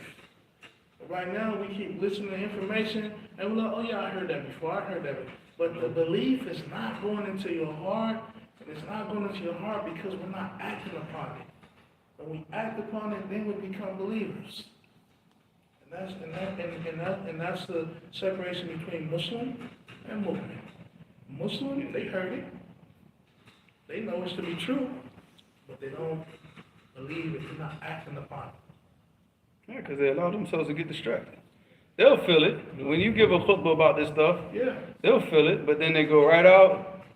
Somebody calls them. They go check social media, and it's gone. It's just like a shirt. They just took it off and changed it for another shirt, and he's back to life. It doesn't sit with them for long. Whereas the people of the past, when you used to give a reminder like that, it would sit with them for months, for months. I remember like when I was young, when before all the social media before this internet, yeah, I would go, because we used to have to travel back in America back in the days just to hear somebody speak. It wasn't just like, oh, just open up a YouTube channel. No, if you wanted to hear somebody talk, we had to go, we traveled to New York to listen to dudes talk. We traveled to Pennsylvania. We traveled all over the place just to hear people talk. New Jersey. And then, when you go there and you listen to the person talking, it's like a strong reminder. You come back changed, and it sits with you for like a long time. Because you're not coming back to those distractions. We didn't come back and just turn on the TV. We came back and continued practicing the deen. So those reminders used to sit in our heads for like a long time. Because, you're not going to remember everything the person said, but there's going to be certain aspects that for you, that was for you. And they just sit there and just keep getting repeated, like, on repeat in your head for like a month or two, And you traveled with a group that was seeking knowledge, that was going there and gain something, and you came back with them, and everybody was impacted. Hey, did you hear what he said? Everybody was impacted by something different, so you had a constant reminder on the way back. Oh, yeah, all 14 hours going back down to Jacksonville. Put a piece of pork in plastic Tupperware, and you put Coca-Cola in it, and worms will come out of it. It is worms. No, worms, you see worms. No, I'm saying it's a white meat because it's worms. Yeah, well, you can see the worms coming out of that. Yeah. Like after. No, you just put it under a microscope. Yeah, so it's all worms. Yeah. It's the nastiest food. The pigs, they can't sweat, huh? Huh? They can't sweat. Well, They can. That's what, they can't sweat, so all that, they can't. See, my kids, they weren't raised up in America. So when they saw a picture of a pig, they're like, "Oh my God, what is that?" It's like they saw a police or something, Over here, they take them as pets, and they say they're cute. Oh, no, ain't nothing cute about no pig, man. I knew this guy had a pig in his house, and he said it was his pet. Yeah, they take them as pets. Any other questions? Dog. There's some kuffar that actually believe if a Muslim touches pork, he will never enter Jannah. There's actually kuffar, and I've met these kind of kuffar. They believe if a Muslim touches bacon, he will never enter paradise. Well, we touch the kuffar all the time. Hey, that's bacon, ain't it? There's actually, this is weird. Their DNA is like the DNA of pigs right now, so all the pig they've been eating their whole life. The DNA of pigs is athar than their DNA. Go ahead.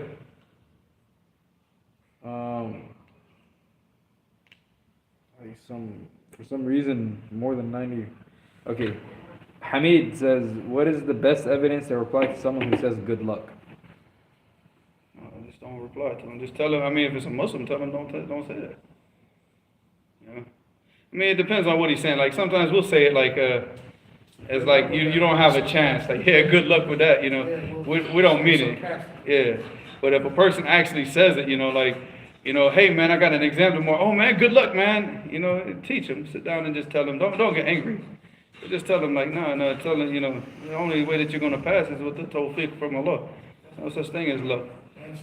Yeah, because you still have to do the asbab. I mean, luck, it means that you're not doing even the asbab. You're not working with the means. You study, you do what you have to do, and Allah gives you the tawfiq to pass. But you just sit around and don't study, don't do anything. You just relying on luck anyways. Come on, that's stupid. Even if a person were, like, I've seen students do this, where they go into the exam and they start making dua. Oh, Allah, give me the answers. Oh, I said, did you study? And he's like, nah, man, put your hands down and stop being a fool. Okay, you didn't even study. What are you making dua for? Stop being, come on, man. You know what I'm saying? You haven't even gone with the adana al-asbab. You don't just sit here and just sleep on things. Like what we talked about, dude just sitting at home and no work, no job, talking about, I'm going to be rich one day, come on, man. There's asbab, there's reasons. But Allah gives you the tawfiq. It's not luck. You still got to work, akhi. You got to work, but it's Allah subhanahu wa ta'ala giving you the tawfiq and facilitating that thing for you. Because you might study and you get on the exam and you get nervous and you forget things. Or maybe the questions aren't worded in the way that you thought they were going to be worded and you didn't get it and you didn't understand it and you end up doing bad. So if everything goes right, you studied and you had the right information, you got on the exam and the questions are exactly the way that they were supposed to be, it's tawfiq from Allah. You should praise Allah for that. It's not luck. You sit here and say, oh, it's because of luck. What type of foolishness is that? Like in basketball, when you make a shot, you're like, oh, I got it. They're like, and you say it's luck. That's shirk. Well, not with you. Not with you. No, not Because me. it's not definitely skill that you made it. No, it's skill that I made. You saw how I shot like Steph Oh, Curry. Hamza Curry over here, huh? You remember when you were Hamza Curry pizza. Mujahid kept calling me Hamza Curry because I kept making the shots. Oh no. You remember when you gave the talk at Mr. Fresno at Fajr time, and I asked you, it was one of the first questions I ever asked you, I said, I'm 21 years old, I'm Salafi, and I can't get married, and I live in America. What was it? You remember the answer you gave me? Of course not. You don't remember? But he was there, because he gave me a lecture after that. Because you said that's something you find with the one above the heavens in the last third of the night. So. That's my answer for everything. And then remember, you pulled me to the side. Abdul Malik literally grabbed my shoulder and he started talking to me for like another 15 minutes. You wanted to make sure you understood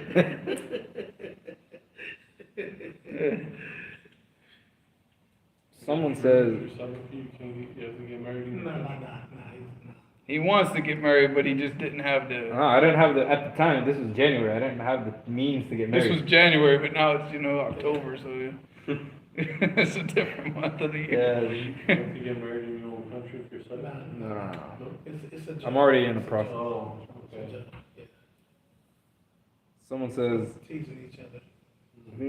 إذا إذا تزوج أحدكم امرأة أو اشترى خادما فليقول اللهم إني أسألك خيرها وخير ما حبلتها عليه وأعوذ بك من شرها ومن شر ما جبلتها عليه. I don't know. I'll check. It's probably some dua that they took out of Hisn al-Muslim or something like that, right? I'll check it, inshallah, see what the takhrij of the hadith is. I stopped using the Hisn al-Muslim a long time ago, so I don't know. Because the students from Damascus, they wrote their own books of afkar using only authentic sources. So those are the only ones that we only have one copy left of that, man. SubhanAllah, we're holding on to that thing with our lives right now. So I told Saif, I was like, man, we got one copy left of this book, man. Just keep it right here. And just whoever wants to just write the dua and put it right back because it's just like a little small book, written from one of the students in Damascus. And you can't get this book if you lose it, رصائي كلمة الطيب by Sheikh Al-Albani. It's from a book from Ibn Taymiyyah but authenticated by Al-Albani. You working on that? I don't know. So I told you, the only thing I've been using is the book, research from the students. Yeah. Because the students, once they started doing the research for the books, I always use the books that the students wrote. Support my brothers.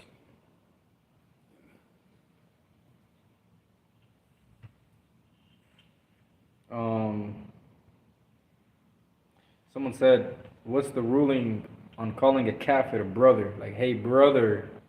It depends on what he's calling him like that for. If he's just calling it out of like adab, what I'm saying, not with the actual meaning, but that should be avoided completely. Kafir is not our brother, ever. So under no circumstance should a Muslim call a kafir brother. But like I said, you get that where it happens. It's just like something that's like, it's carryover. It's carryover from Jahili, and it's carryover from the culture. Especially in the black community where it's just like a lot of people grow up, it's just a custom, it's my brother, that's my brother, So it's not the meaning, there's no meaning with it, there's no aqidah, there's no, there's no belief. It's just like a, Mexican, they say, back in the days in the South, it used to be like, everybody in your neighborhood is your cousin. That's my cousin, Dude, how many cousins you got, Akhi? Why y'all got all these different names, man? Because it's just like anybody that you grew up with, what? It wasn't something that you actually took serious with somebody. Because if he's serious, what he's going to say, oh no, that's my real cousin right there. So. There's black people, they speak fluent Spanish. And You sitting right next to one. Yeah, they ran with Mexicans their whole life. We're married into the family. Yeah.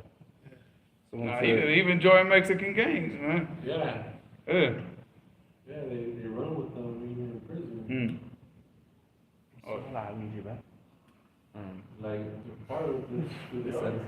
Akhi, if I wasn't Muslim, Honestly, if I was not Muslim, I'd be with the Mexicans. Because how organized they are and how they look out for each other. Wallahi, all they need, wallahi, they just need Islam. Man, it's too hard, man. What's that? Yeah, Mexican is too hard. What are you talking about?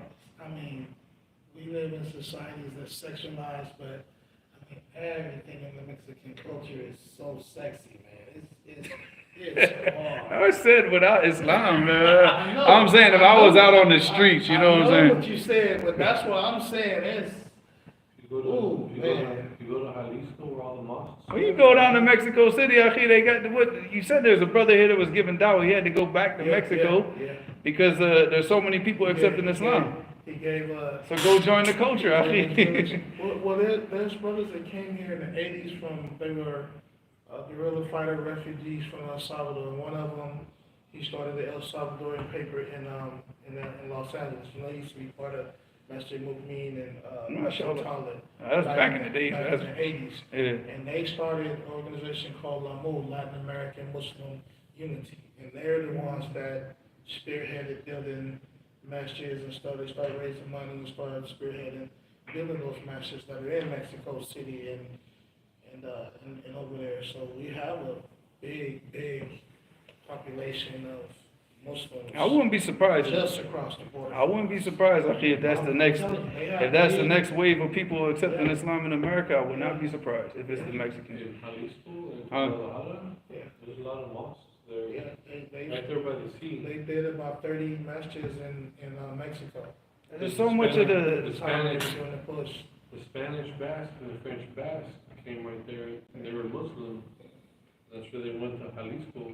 Yeah, akhi, I got neighbors, wallahi, man. You know, just being around them, and just seeing them, how they act. It's like I forget that I'm not in Yemen sometimes. My neighbors. Because it's just like their behavior and everything is just almost just like, it's Yemeni. It's like, until he talks to me. Yeah. And then I'm like, nah, I start speaking back to him in Arabic, you know, I'm like, you know, philosophy, you speak a language I don't understand, I'm gonna speak a language you don't understand. But they're cool, you know, it's not like, you know, disrespect or anything, you know. It's like one neighbor, he's like, you know, they're cool, you know.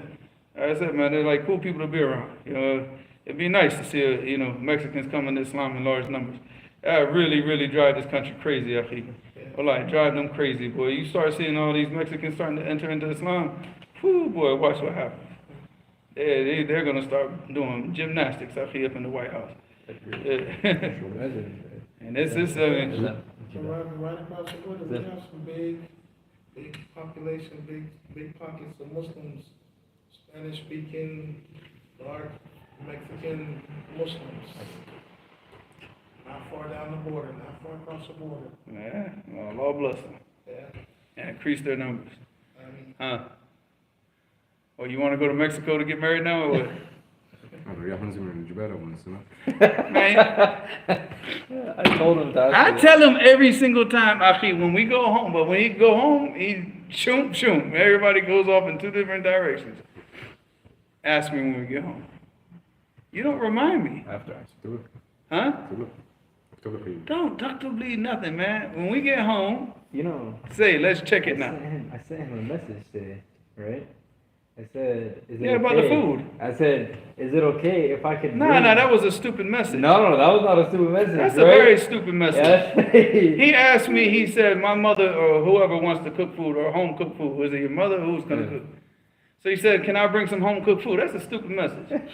You don't have to ask nothing. You just bring the food. I didn't know. Nah, you just bring the food. Ain't nobody, does anybody ask when they bring the food? No. Shahbaz came up here and brought like big things of buttered chicken. Nobody didn't ask nobody. He doesn't know why I asked him that. Because in case if he has it planned that there's no class today, he's going to read the message again when he says no class today. That there's Yemeni food.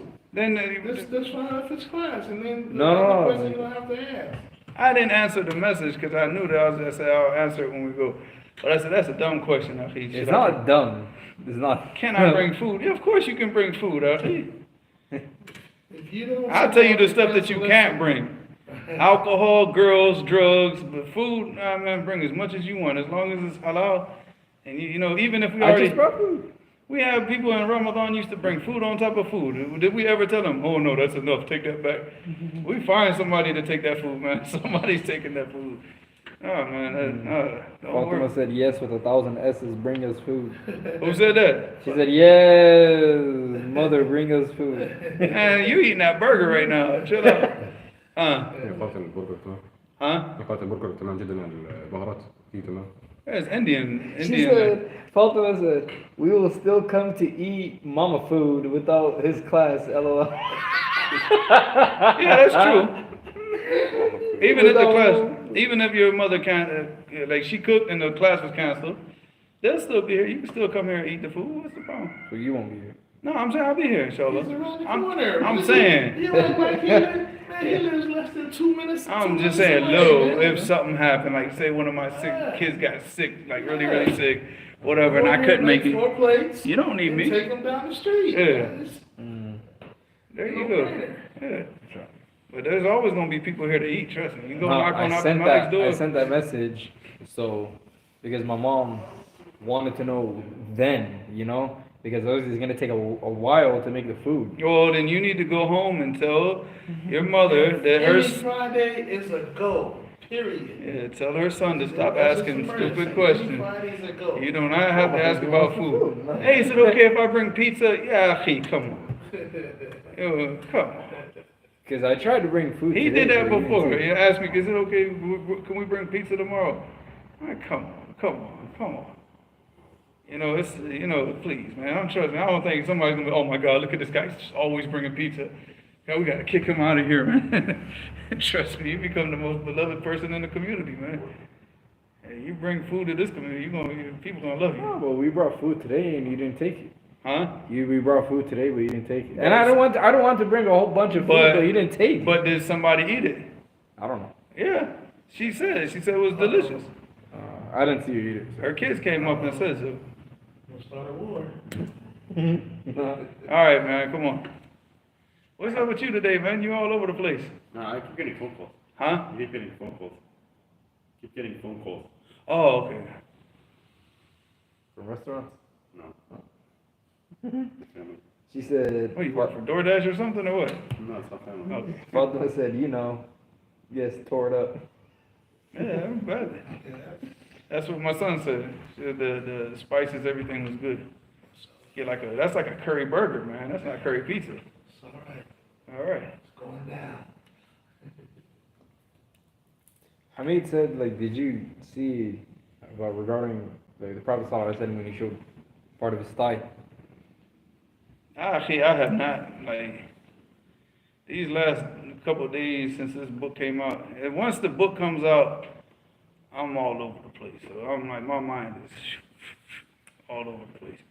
So now I got this, I got to go back home and reread it. That's why normally we don't even mention that the book is out until I have it in my hands and I can look at it and make sure that, you know, before we tell the people, hey, the book's out, you know, that everything's in order. It's, you know, 'cause I want to check the format. I want to make sure everything's there.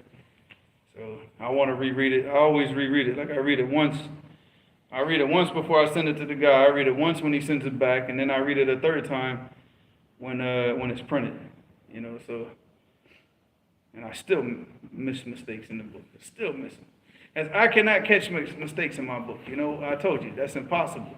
That's why you always have to have another person read your book when you write it. Because it's you. It's your mind. It's your talking. So you already know what you're saying. So you're flowing with it. And you're not looking at the mistakes. You're not reading it with that type of mindset. So I cannot catch mistakes until I'm teaching the book. Because when I'm teaching the book, what? I have to focus on every single word, and then I catch it like, oh no, that shouldn't be there. Oh, that's a mistake. Oh, that's grammatical error. Yeah, but I can't do that when I'm like rereading it. I reread this book 3 times at least. You know, the book that I wrote about my life, actually, I read that 15 times. 15 times. You wrote a book about your life? Yeah, about my travels and everything. Yeah, I never published it. I was gonna say, I don't remember I that. said I told my kids, I said I'll finish the book and leave it for them. If something ever happens to me, they can publish it. Yeah, sell it. They get money. حمي قرأت تقرأ صفحة. حمي قرأت تقرأ صفحة. Yeah, but it's gonna cost you $15. With tax and CRV. credit Actually, card. I already saved a page for where I wanted to read from. I was like, oh, I gotta read this part. So basically, how I broke this book up, if you look at the table of contents, like you got chapter 1, just a general chapter, right? Why is it important to memorize the Quran? Chapter 2, it talks of, and this is what we were talking about, remember in the class, where we talked about what are the habits a person needs to establish before they to be successful and complete the memorization of the Quran. So after we finished that class, I literally went home and wrote all of this chapter. So that was that class is what sparked it. And then after that, then I finished the whole entire book. All right, so all of this goes over the different habits, things that you have to do. Things about your lifestyle that you have to change in order to memorize the Quran and be successful in it. Chapter number 3 are actions that you do. Actions that you do that will assist you. So these are habits that you need to formulate, and the other things are just like extra things that you can do aside from memorization that will assist you in the memorization. Chapter 4 goes over the best method of memorization, which is basically just a how can I say this? It's like the same chapter of Seeking Knowledge book, but just, because with this book I did something different than I normally did. And you'll see that in the introduction. Like normally I don't put stuff about my life and things that I did in the book, but this that's what I was joking with Sajid when I wrote this book. I said this was more like creative writing more than like academic, because when I was doing the introduction, when I was talking about the memorization, I started writing about my own experience and things that I did, and so it was kind of autobiographical in a sense, right? Some of those things. And then chapter 5 is like all the different phases. The phases are like how to go from reading 1 juz a day to reading 5 ajzat every single day, so you're completing the reading of the Mus'haf every 6 days. It's like that because the memorization is the memorization. So it's not but this is the program of getting to the point where you start to get accustomed to just reading the Quran over and over and over and over again.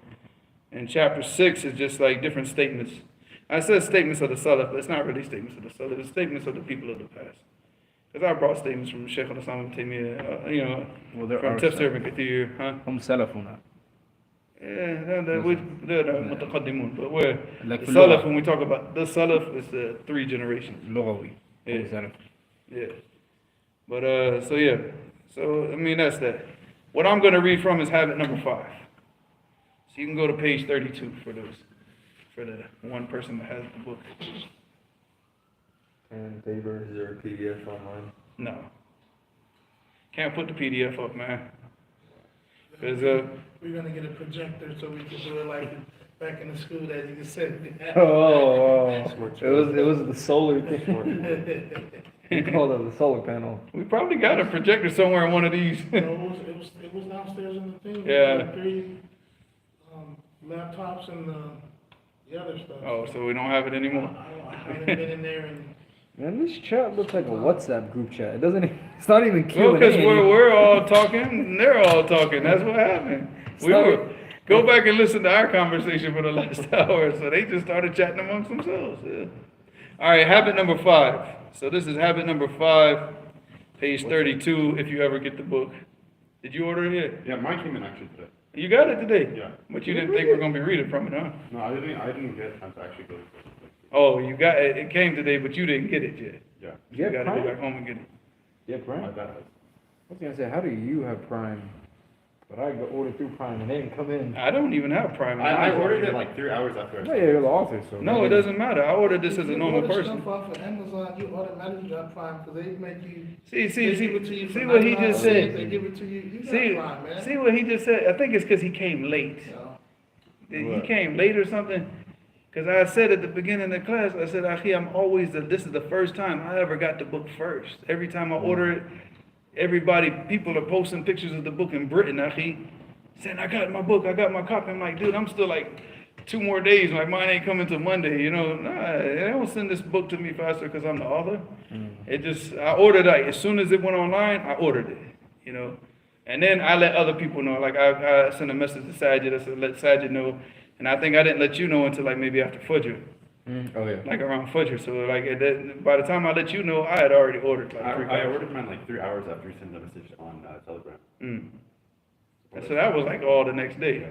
Yeah. Yeah, it gone online 11 o'clock the night before. I fell asleep. I woke up, hit refresh, and said it's live. And I ordered it and went back to sleep. Yeah. So, yeah. All right, so habit number 5.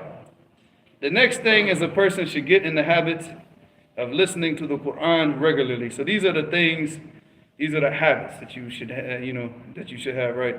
Get into the habit of listening to the Quran regularly. Now this should be common sense, right? But it's not, because if you listen to, if you really focus on the majority of the stuff that you listen to, it's not the Quran. It's not. Either one, you're listening to podcasts, you're listening to, people going back and forth over stuff. You might be listening to lectures. You might be listening to little snippets of fatwa from the ulama. But again, how much of the time you just spent sitting there just listening to the Quran? And I don't mean just having it playing in the background. I mean listening. I said listening, to get into the habit of what?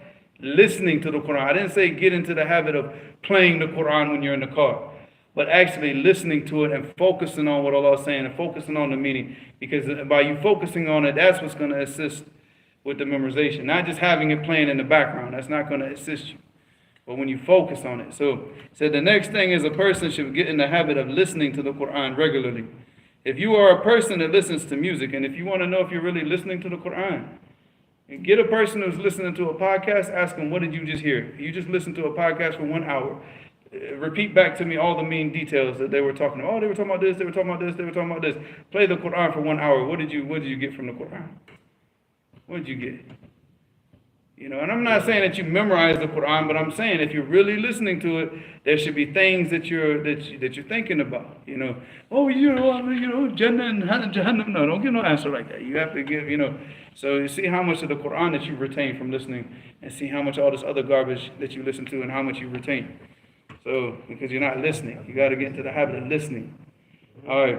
If you are a person that listens to music, this is why I chose this chapter, Abdul Malik, and you're about to see this because it's about to be a Royal Rumble right here.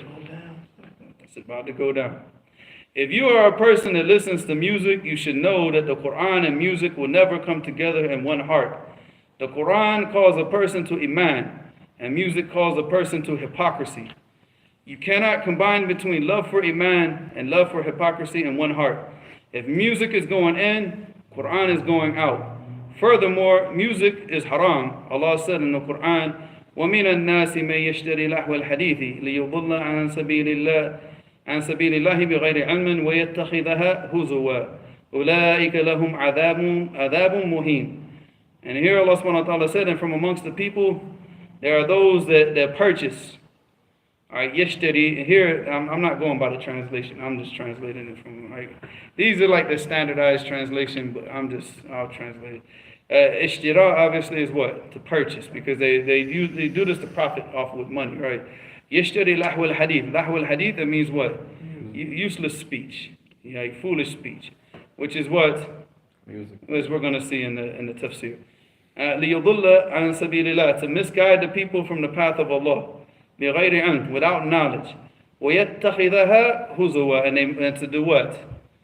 To make a mockery of it, to make a mockery of the path of Allah, make mockery of the dhikr of Allah. So that's what music does. You see the music, what does it do? It makes a mockery of deen, of religion, and anything that's good. It makes a mockery of it. You see that today. If you don't see it today, then I don't know what to tell you. All right, then Allah subhanahu wa ta'ala said, أُولَٰئِكَ لَهُمْ عَذَابٌ مُهِينٌ, that they will suffer a humiliating punishment. Ibn Kathir mentioned about this ayah from Surah Al-Luqman.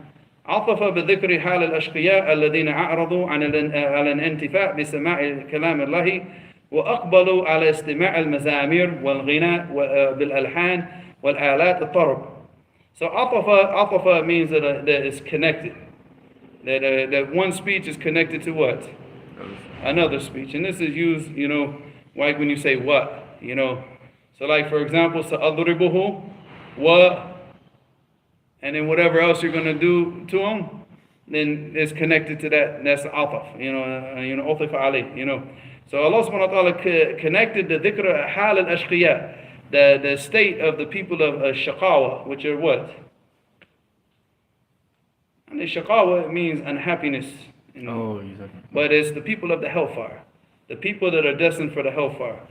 So he connected the state of the people of disobedience and the people of the hellfire to what? الَّذِينَ أَعْرَضُوا عَنِ الْإِنْتِفَاعِ بِسَمَاعِ كَلَامِ اللَّهِ, who turned away from benefiting from listening to the speech of Allah. So again, like I said, it's about listening. It's not about just hearing it, but that you hear the speech of Allah and you benefit from listening to that speech. It should change you. If it doesn't change us, it's because our hearts are sick. So he said, وَأَقْبَضُوا عَلَى اسْتِمَاعِ الْمَزَامِرِ. Al-mazamir is what? Like flutes. It's the flutes. Wal-ghina, singing and music, yeah. Bil-alhan, which is a rhythm, like it's got a flow, like a beat to it, like a rhythm to it. So it's anything, you know. And this is where he says, and after this we said, alat al-tarab, any musical instruments. So even if it's a desk, if you were to sit here and just make beats on a desk with your hands, or beatboxing with your mouth, any type of rhythmic flow, it becomes like your mouth becomes a musical instrument, the desk becomes a musical instrument, anything that you use. Because alat al-tarab is what? Al-ittirab. It causes you to want to move and shake. It causes like movement of emotions. And that's why you see that you can hear like a beat or a rhythm, you know, and it changes your emotions because it causes that ittirab, it causes that movement. And you know, and then other people, they just want to get up and start dancing and acting a fool, right? 60, 70 years old, embarrassing themselves on the dance floor. So he said, كما قال ابن مسعود, just like Ibn Mas'ud said, في قوله تعالى, ومن الناس من يشتري لحو الحديث. So Ibn Mas'ud was speaking about this ayah from amongst the people that purchased the useless speech. He said, what قال هو والله الغنى. But here he said al-ghina, meaning it's singing, but he's talking about everything that goes with it, all of music. He said it is, and I swear by Allah, it is music.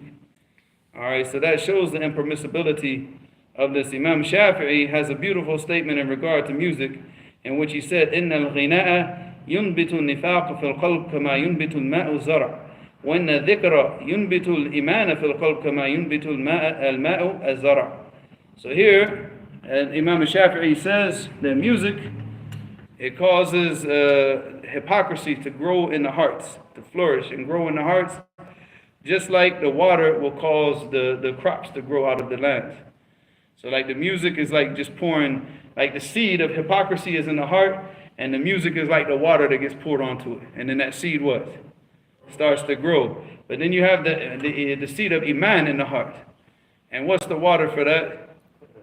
Dhikr, and all types of dhikr, whether it's Quran, whether it's just, even doing dhikrullah, but especially the Quran, and specifically the Quran and everything else that comes with it, All right, so he said, Imam Ibn al-Qayyim, rahimahullah, also mentioned about this issue. Well, it's about that. He said, فَعْلَمْ أَنَّ لِلْغِنَى خَوَاص. All right, he said that, that music has what? Al-khawas, Bad effect. Yeah, well, al-khawas, it means like specific, like things that are specific for it alone. And he said, لَهَا تَعْثِيرٌ فِي. All right, what he's talking about are the bad effects. Yeah, but al-khawas, it means from khas, it means like it's specific, like you're not going to find this evil in anything outside of it. Like music has some special evil to it, right? He said, لَهَا تَعْثِيرٌ فِي صَبْغِ الْقَلْبِ بِالنِّفَاقِ. He said it has a strong effect on dyeing the heart, dyeing like would dye, like to color the heart with hypocrisy. He said, وَنَبَاتِهِ فِيهِ كَنَبَاتِ الزَّرْعِ بِالْمَاءِ. And he said, and it also causes the hypocrisy to grow in the heart, just like water will cause the crops to grow. فَمِنْ خَوَاصِهِ, and also from its specific evil, like the evil that's specific for it, أَنَّهُ يُلْهِي الْقَلْبَ وَيَصُدُّهُ عَنْ فَحْمِ الْقُرْآنِ وَتَدَبُّرِهِ وَالْعَمَلِ بِمَا فِيهِ. That's enough, akhi. Wallahi, if he didn't say anything else but that. So he said From the other bad effects of it is that it yulhi al-qalb. What does that mean? To distract the heart. Yeah, it distracts the heart. It brings distraction to the heart. From what? He said it distracts the heart وَيَصُدُّهُ, and it blocks it. It blocks it from the understanding of the Quran. So if you didn't have any other bad effect from music except for it did that alone, how many people do you see that listen to music every day? Wallahi, akhi, wallahi, show me one person that listens to music every day that can give me the tafsir of Surah Al-Fatiha. Show me one person. They don't understand the Quran because it's blocked from them. You can't have the understanding of the Quran when your heart's full of hypocrisy. I love for this. So he said, and fahm al-Quran wa tadabburihi. It blocks you from understanding the Quran. It blocks you from being able to ponder the Quran because you can't ponder the Quran if you what? You don't understand it. So how are you going to ponder it if you don't understand it? Well, amali bima fihi. And it blocks you from acting on what's in the Quran because you're too busy with all this emotional stuff. You don't have time for like serious stuff. Well, he said, well, غِنَاءُ لَا يَجْتَمِعَانِ فِي الْقَلْبِ أَبَدًا. Oh, well, sorry. He said, I skipped something. فَإِنَّ الْقُرْآنَ وَالْغِنَاءَ لَا يَجْتَمِعَانِ فِي الْقَلْبِ أَبَدًا. He said, and the Quran and music will never come together in the heart ever. Ever. He said, أَبَدًا, never. لِمَا بَيْنَهُمَا مِنَ التَّضَادِ. Because of what exists between them, of the contradiction that exists between them. Because they're going in two different directions. I mean, the Quran is calling you to be from Ashab al-Yamin, and what? The music is calling you to be from what? Ashab al-Shima. They're calling you in two different directions. So how can they come together in one heart? It's not going to happen. So he said, لِمَا بَيْنَهُمَا مِنَ التَّضَادِ. Alright, so he said, فَإِنَّ الْقُرْآنَ يَنْهَى عَنِ اتِّبَاعِ الْهَوَى. So he said that the Quran, it prohibits the following of desires. وَيَأْمُرُ بِالْعِفَّةِ. And it calls the people to be what? To have decency and morality and modesty, all right, and protect their chastity, and for the women, all right, and protect themselves and not uncover, it calls all of the believers to all this type of khair. بالعفة ومجانبة شهوات النفوس, and to stay away from the desires of the self. وأسباب الغي, and all the things that cause misguidance for the person. He said, وَيَنْهَى عَنِ اتِّبَاعِ الْخُطَوَاتِ الشَّيْطَانِ. And it prohibits the person from following following in the footsteps of shaitan. وَالْغِنَاء يَأْمُرُ بِالضِّدِّ ذَلِكَ كُلِّهِ. And he said, and music, it calls to the opposite of all that. It calls you to follow the footsteps of shaitan. It causes you to follow the desires of the self. It follows all of this stuff that the Quran is telling you to stay away from. Music is telling you to what? To go to it. To go do it. Go with your emotions. Go with your feelings. It's all about love, man. Yeah, come on, please. Money's good, the drink is good, the smoke is good, the woman is good, all that. I mean, look at it. You grew up in the South, right? You grew up a lot here, but you grew up back in the days. Back in the 60s and the 70s, and even the 80s, what was the opinion about the people, about a person who smoked weed? He was scum of society. Scum of society. And then here comes 1991 or 92, and then Dr. Dre comes out with the album The Chronic, right? And then what happens is now you're laughing, right? But this is what messed up that generation. This generation that we grew up in, let's be honest. 2001? No, it was 19. No, 2001? that's the second one. Oh, the second one. Yeah, if you did from The original one came out in 91 or 92. Look it up. Oh, no, when was the riots? 93. It was right after the riots in LA. Yeah. It was right after the riots. It's the early 90s, right? So, but it was the Chronic album, right? And then it became cool to do what? Smoke weed. And then everybody started smoking weed. Everybody now, they would no longer became like this thing like, oh, you're a despicable human being. You see how it changed the people. And it's not no joke. It was like the biggest travesty in the 1980s that a mother found out that her son was smoking weed. That was like, that was, you know what I'm saying? Right. That would like cause the mother to have a heart attack, 1992. 1992. All right. Those commercials that used to come out in the 80s about your brain being on drugs. Yeah. And smashing the egg and girls destroying the whole house with pots and pans. I mean, they used to have the police come to the school in the 80s, and say, kids who here knows about drugs. And I didn't realize what they were doing, but they were actually teaching us about drugs. We didn't know nothing about no drugs, You think kids in the 3rd grade know about what crack cocaine is? First, second, and third graders. Yeah. Can't really do it. Yeah. And they teach us what it is. Prostitution and this, and I've been in jail for this amount of time, and I used to do this and that, yeah. First, All we knew is that like one day they came in and they taught us, this was in 1st grade, Yeah. they taught us about the drugs and cocaine and all this. Was right when the crack era was starting to get heated up. And then one of the parents, he was smoking bass, because this was before crack actually, where they used to smoke the bass, right? Y'all don't know this. This is too old for y'all, man. You know, this is like the Richard Pryor days. But so no, it's not. This is before crack. All right, they used to smoke the cocaine before this is before they started mixing it up. This was like when Ronald Reagan was the president. That was, you know, his war on drugs, right? Where they started flooding the streets with cocaine.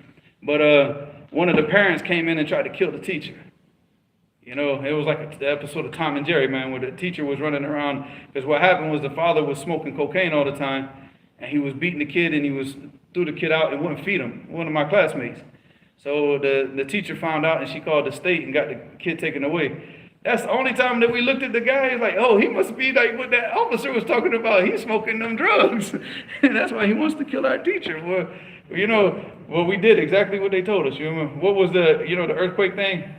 What did they teach you to do? Get up under the desk. Yeah, even though we had never have earthquakes in Florida, but they still teach us this. Yep. As soon as he came in the room, I'm gonna kill you. Get under the desk, kids. Yeah, we'll all jumped under the tables, be like, man, I hope Miss Saltmarsh is okay, man. She died? No, he didn't get you.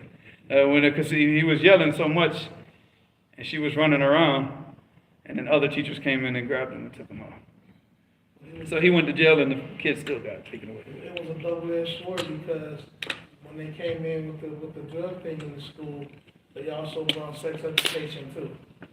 They brought those two things together. Well, and then the music also brought it too. Yeah, Because but I'm saying, bringing that to the school, to kids at that age, I think they run the drugs in 1st, 2nd, 3rd grade, and then 3rd, 4th, and 5th, or 4th, 5th, and 6th, they start bringing The sex education. Yeah. But that's what I'm saying. It's working with the music. And like all the music now is calling the people to all this, you know, like let's get it on type attitude. And with the drugs now, you got like, you know, all the music starts like, you know, glorifying these types of actions. And then what happens now? You think the people now are thinking about obeying the law? They're blocked from that. They're blocked from it. So even the Muslims that are listening to this, even the Muslims that know that but how many Muslims are going to be sitting there listening to music, praying Mondays and Thursdays? I'm fasting Mondays and Thursdays, praying at night, reading the Quran in the morning, going to pray Fajr in the morning. Yeah, come on, seriously. It might happen if his father's dragging him out the house, dragging him to Fajr, and he's the one up in Fajr like, doing all this type of noise, you know, yawning. Yeah. Someone called you a kadhab. Huh? In the group, in the chat, want me to block him? I don't care. Because they act on the music instead of the What is Quran. that? بس اترك حتى يعني يا موضوع اخي يسمي ابوك كذاب. بس يعني اترك حتى يشوف يعني مش سماع. لا قد You sure he's even speaking to me, not somebody else in the He chat? said, when did we do earthquake drills in Florida? You liar. So I'm a liar. I'm just repeating what you said. They did them everywhere. In the 1980s, everywhere in America did They it. made people, That became federal law. they made people pledge allegiance to the بس flag. خير يعني استنى تشوف شيء. No, they're talking about because we used to have to do the earthquake They drills. did that everywhere. Yeah, I know. It's the early 80s, like I said. They did it If everywhere. I was in 1st grade, so that means it's 1984. They did it with us, bro. No, but you're in California. We're in Florida. We don't have earthquakes. They did it in every state. Yeah, I know. You can look it up online. Yeah. We didn't do earthquake drills, we did tornado drills and storm drills, but it's the same thing, get up under the. Yeah, get up under the desk. Yeah. Go into the closet or, you know, wherever the headers are. Yeah, because even in those days, like, because I'm in Jacksonville. We have tornadoes and we have flash floods, we have hailstorms and all that kind of stuff, so it's the same as earthquake drill, No, because even in those days, we weren't getting like the types of hurricanes, yeah, like what you see now. yeah. You know, obviously the sins of the people are have definitely increased, but back then it was like, you had like a hurricane threat like once every 10 years, yeah. 10, 12 Because when I was born, it was like a hurricane that came on the ocean and it just went off, like the year I was born. And then that was it. You know, from my whole entire life, I don't remember my boarding up the windows. Like, but once I got older, it's like those hurricanes. So we weren't even having a hurricane drill because like hurricanes weren't even like a major, like, oh, you know, like now they say, oh, Florida and your hurricanes. No, like this is new. This started like in the 90s, like the mid 90s to late 90s. That's when all these hurricanes started. You know, once like you had the Hurricane Andrew hit in Miami. From then on, it was just like, yeah, every year it became like a threat. But like, nah, back in those days, very, very rare. They have that weather manipulation, Yeah, we ain't being gonna, elastic yeah. apart. we ain't gonna get into that. Yeah, that thing came out. Any other questions? You could block the kid that, block him. Oh yeah. Hamid says, does a woman get the same punishment like a man if he touches a woman? Does a woman get the same punishment as what if she touches a woman? If she says like a man. What are you talking about? Just touching him or what? Like a man, like me, if I touch another girl, would a girl get the same punishment if she did the same thing to a man? Allah knows best. I mean, as far as like the punishment, because you gotta understand, like number one, that's not even common behavior from a woman. That's very rare. Allah knows best. But for a man, it shows a lack of self-control. That stuff does And it's- happen though. It does happen. I mean, I know it happens, but what I'm saying is, but for it doesn't cause the type of emotional trauma to a man that it would cause, like for a man, if he puts his hands on a woman and she doesn't want him touching her.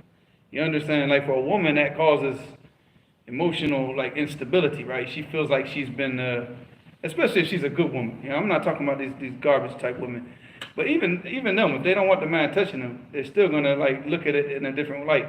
A man is like, how many men would get angry? You know what I'm saying? That the average man. We're not talking about the believer. You know, we like, for example, we don't want a woman putting her hands on us. When we shouldn't want. But I'm just saying, if a woman touched me on accident, I wouldn't go home and be like, oh my God, I've been violated. You know what I'm saying? It wouldn't be like, you know, that type of thing where like it would be to a woman. Or accidentally punching a woman. Huh? Accidentally punching a woman. Who accidentally punched a woman? Oh, he's pointing at me. Hey, In Medina. Oh, because you. I accidentally punched a woman in Medina. You might want to make that very clear online. It was on accident. It was on, wallah, it was on You accident. told the story before, but yeah. But it's always new people on there. So Yeah. you It was 100% on accident, and Allah knows it was on accident. I have a question. Is it okay to like beat your wife if she's like disrespecting you? that's not a online. Listen. That's not a line. Damn. I'll tell you this much. I have, like, you know, I'm going to tell you, I'm going to give you my thing. All right. Now, I'm not going to say this is from the Quran and the Sunnah, but I'm going to tell you, this is me. This is Muhammad James's opinion. This is 100% me. If I ever have to raise my hand to a woman, divorce comes first. I will divorce her faster than she can blink her eyes, but I will not.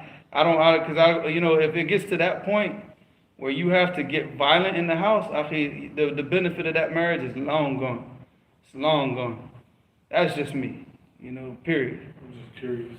You know? Man, a real man cannot fight his woman, and then be intimate with her right after that. Yeah. A man can't do that. Whatever has been taken away from you, and whatever that situation is, your heart changes, and that situation changes. And it ain't like this TV stuff where, you know, dude slaps her or whatever, and then they hold each other. But man, Well, first off, real it's man not don't have- permissible to hit in the face. Yeah, well- And that's including the women. Yeah. The second thing, the hadith that the kuffar tried to use against the Muslims, where the Prophet ﷺ said, غَيْرَ مُبَرَّحٍ. It means like, you know, like basically, you know, when your kids do something stupid, what do? Like that. Don't do that again. Yeah. Like that. That's what it's talking about. It's not talking about beating a woman and going Royal Rumble. You understand? So that, like what I'm saying, even if it came down to that, it's like, okay, khalas. If I'm not bringing a woman into the household. If her parents didn't raise her right, I'm not going to try to do their job for them. You're divorced, go back to your family, live like how you want to live, I'll go find another wife. I'm not going to go through all that trauma. You know what I'm saying? You know, but anyway, even what the kuffar tried to use against the Muslims, now it's not what the Prophet ﷺ said. He said, غَيْرَ مُبَرَّحٍ. It means like you hit it in a way that it doesn't even leave a mark. So that means what? How are you going to hit somebody? That means you're just like slapping, like this. But you can't slap in the face. But you're not doing that here. Yeah. These women is going. Call the police and. No, they gonna knuckle up with you first. Oh yeah. You ain't. Some of them will pull knives out on you. You ain't doing it. Actually, I'm not even worried about none of that. I'm just. Yeah. I have been locked up with people that their wife put a gun on them. She called the police and he went to jail for domestic battery, and he's the one that got the gun put on him. I know this You're guy- divorced. Halas, it's over. Go. I'm not touching you. I'm not going near you. Go. Out. Bye. It's over. I know Go on this guy. after that. I know this guy that came home, and I guess he was just upset. He went to the fridge and he got one of those big things of apple juice. He opened it, and I guess his wife was sitting at the kitchen table, and he just poured it all over her hair and her face. And he went to jail for that. It probably took him domestic battery. Yeah. And you know what the whole thing of no, it's That's a felony battery. no, it's but the thing is, it's a misdemeanor. Domestic battery is misdemeanor. Yeah. But see, what they did is they opened it up to anything. Yeah. Why? What's the point? You think this was to protect the women? Akhi, these people, these kuffar they don't care nothing about women. They don't care nothing about women. You see what they do with their women. They open up every single thing where these women can go out and just have like promiscuity as they please. You think that they're concerned about protecting the women? What happens when you get a domestic battery charge? No, but what happens? What legal now action changes in your life? Oh, they make you like. No, you're not getting it. You're not getting it. You're not getting it. If you get a domestic battery charge, it's illegal for you to own a firearm.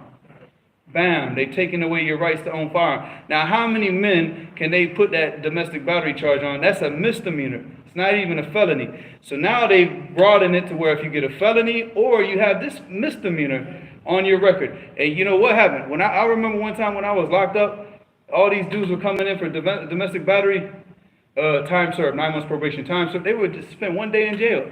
So it's obviously not a big crime if they just spent 1 day in jail and they got right out. All right, and I'm talking about I watched 6 or 7 people go in a row. You know, because I was always the felony person, so I was in the back. Like all the misdemeanors get caught up early, right? We get caught up at the end. So we get to watch all these people go, and it's just like time served, time served. So, all right, you give him 1 day in jail, time served, 9 months probation, right? And I memorized it because I watched the sentence get enacted so many times in front of me, right? And now he doesn't have his rights to own guns, ever. If he gets caught with a gun, it's illegal for him to purchase a firearm now. Now, he doesn't have, like, it's He not... can't get custody of his kids ever. Mm. He only gets supervised visits, he only Yeah. gets this, but he never gets say-so over his house, or even when he get another wife or whatever, he never has say-so over the house ever again. Yeah, and there you go. Everything now, you know, is hers. And that's what they do. That's what they say, you know. So it's not like you can't buy a firearm. You can't even buy one. So like, okay, you're a convicted felon. If you get caught with a firearm, all right, that's a big sentence. Now, obviously, it's not the same as being caught with a firearm and you've been convicted of a misdemeanor, right? It's not going, but they're not going to let you buy it legally. So whatever gun that you do have, it's going to have to be what? Owned illegally. So I mean, you That's what they see call it, but I mean, anything, Akhil, anything. If you flicked her finger in anger, what I'm saying you know, it's like domestic battery. That's what they call it in this. Let's get off the line with this, 'cause let's get Yeah. to the question, man. Because like I said, that's the main thing. It's not about the women anyway. Something we talk Yeah. about in person, man. Yeah, because we know like we know they don't care about women because I think what was it the husband of the vice president didn't he slap a woman on live TV? He did that, right? And so obviously they don't care about people beating women. They do a lot more than just. No, but he slapped a woman like swat on live TV. I think the chat's heavy. This is less than 100. Huh? This is less than 100. Who cares? So What's the next question? yeah, that's all I'm reading from today. You He got- came back and he called us all cowards. Oh, it's probably Daniel or somebody, one of Daniel's followers. Block him. man. Nah, he ain't gonna come and say nothing like that. Yeah, that's suicide for him. Yarhamukallah. Alhamdulillah. Hey, listen, friend. Men stand up for men all over the place. So just because you on this live right now doesn't mean somebody next to you is not practicing what we practice and believing in. Just be careful. يرحمك الله. Alhamdulillah. Be careful. Get a rise. The brother Hassam, he was asking about the real estate thing. He said after he mentioned the banks to go look for the best riba, he said, "What's the ruling on working there?" I told you, I mentioned this from the very beginning. Stay away from all of that stuff. Anything that's dealing with real estate, you're either going to be doing that stuff directly. Someone else, Daniel. Someone else called me. No, there's no. another person named Daniel. No, it's a person in the chat named Daniel. There's No. no one's talking about you. It's another Daniel. That's right. Nah, because he heard somebody say Adab, man, so Daniel's ready to stand up and he's ready to throw It's down. another Daniel, not this Daniel. You're the good Daniel. No, There's he's another. asking who was called a liar. Oh. It's not him. It don't have nothing to do with Oh, you. no. But we all got called. He cowards. called me a Kadab, he called me a liar and then called everybody else cowards. Yeah. Yeah, so, you know, that's what we are. We're just a I bunch told of- him, because I put him on timeout, and he said, You put him on timeout, what is like Becky No, or something? because I put it, or I blocked him, and I put timeout, like to make fun of him, and he said, and then he came back, he called us cowards, so I said, timeout again, go back in your chair and fold your hands, and you'll be excused when the bell rings. No, man, somebody, you know. You know what that means? Because like that's what they would tell us when we were in school. That's why I was like, I'll tell you what used to happen when we weren't doing the earthquake drills is we were getting our hands smacked with I'm from those the wooden stick rulers. and pedal era. It wasn't no telling somebody something the second time. It wasn't no go stand in the corner. It was a kapaya. I should have said, go click down on the chart, you know, and then when you What's the reach next pink, question, bro? it gets. Nah, tell him to go change his maxi pad. Go ahead, man. Fuck Cody. You know, YouTube.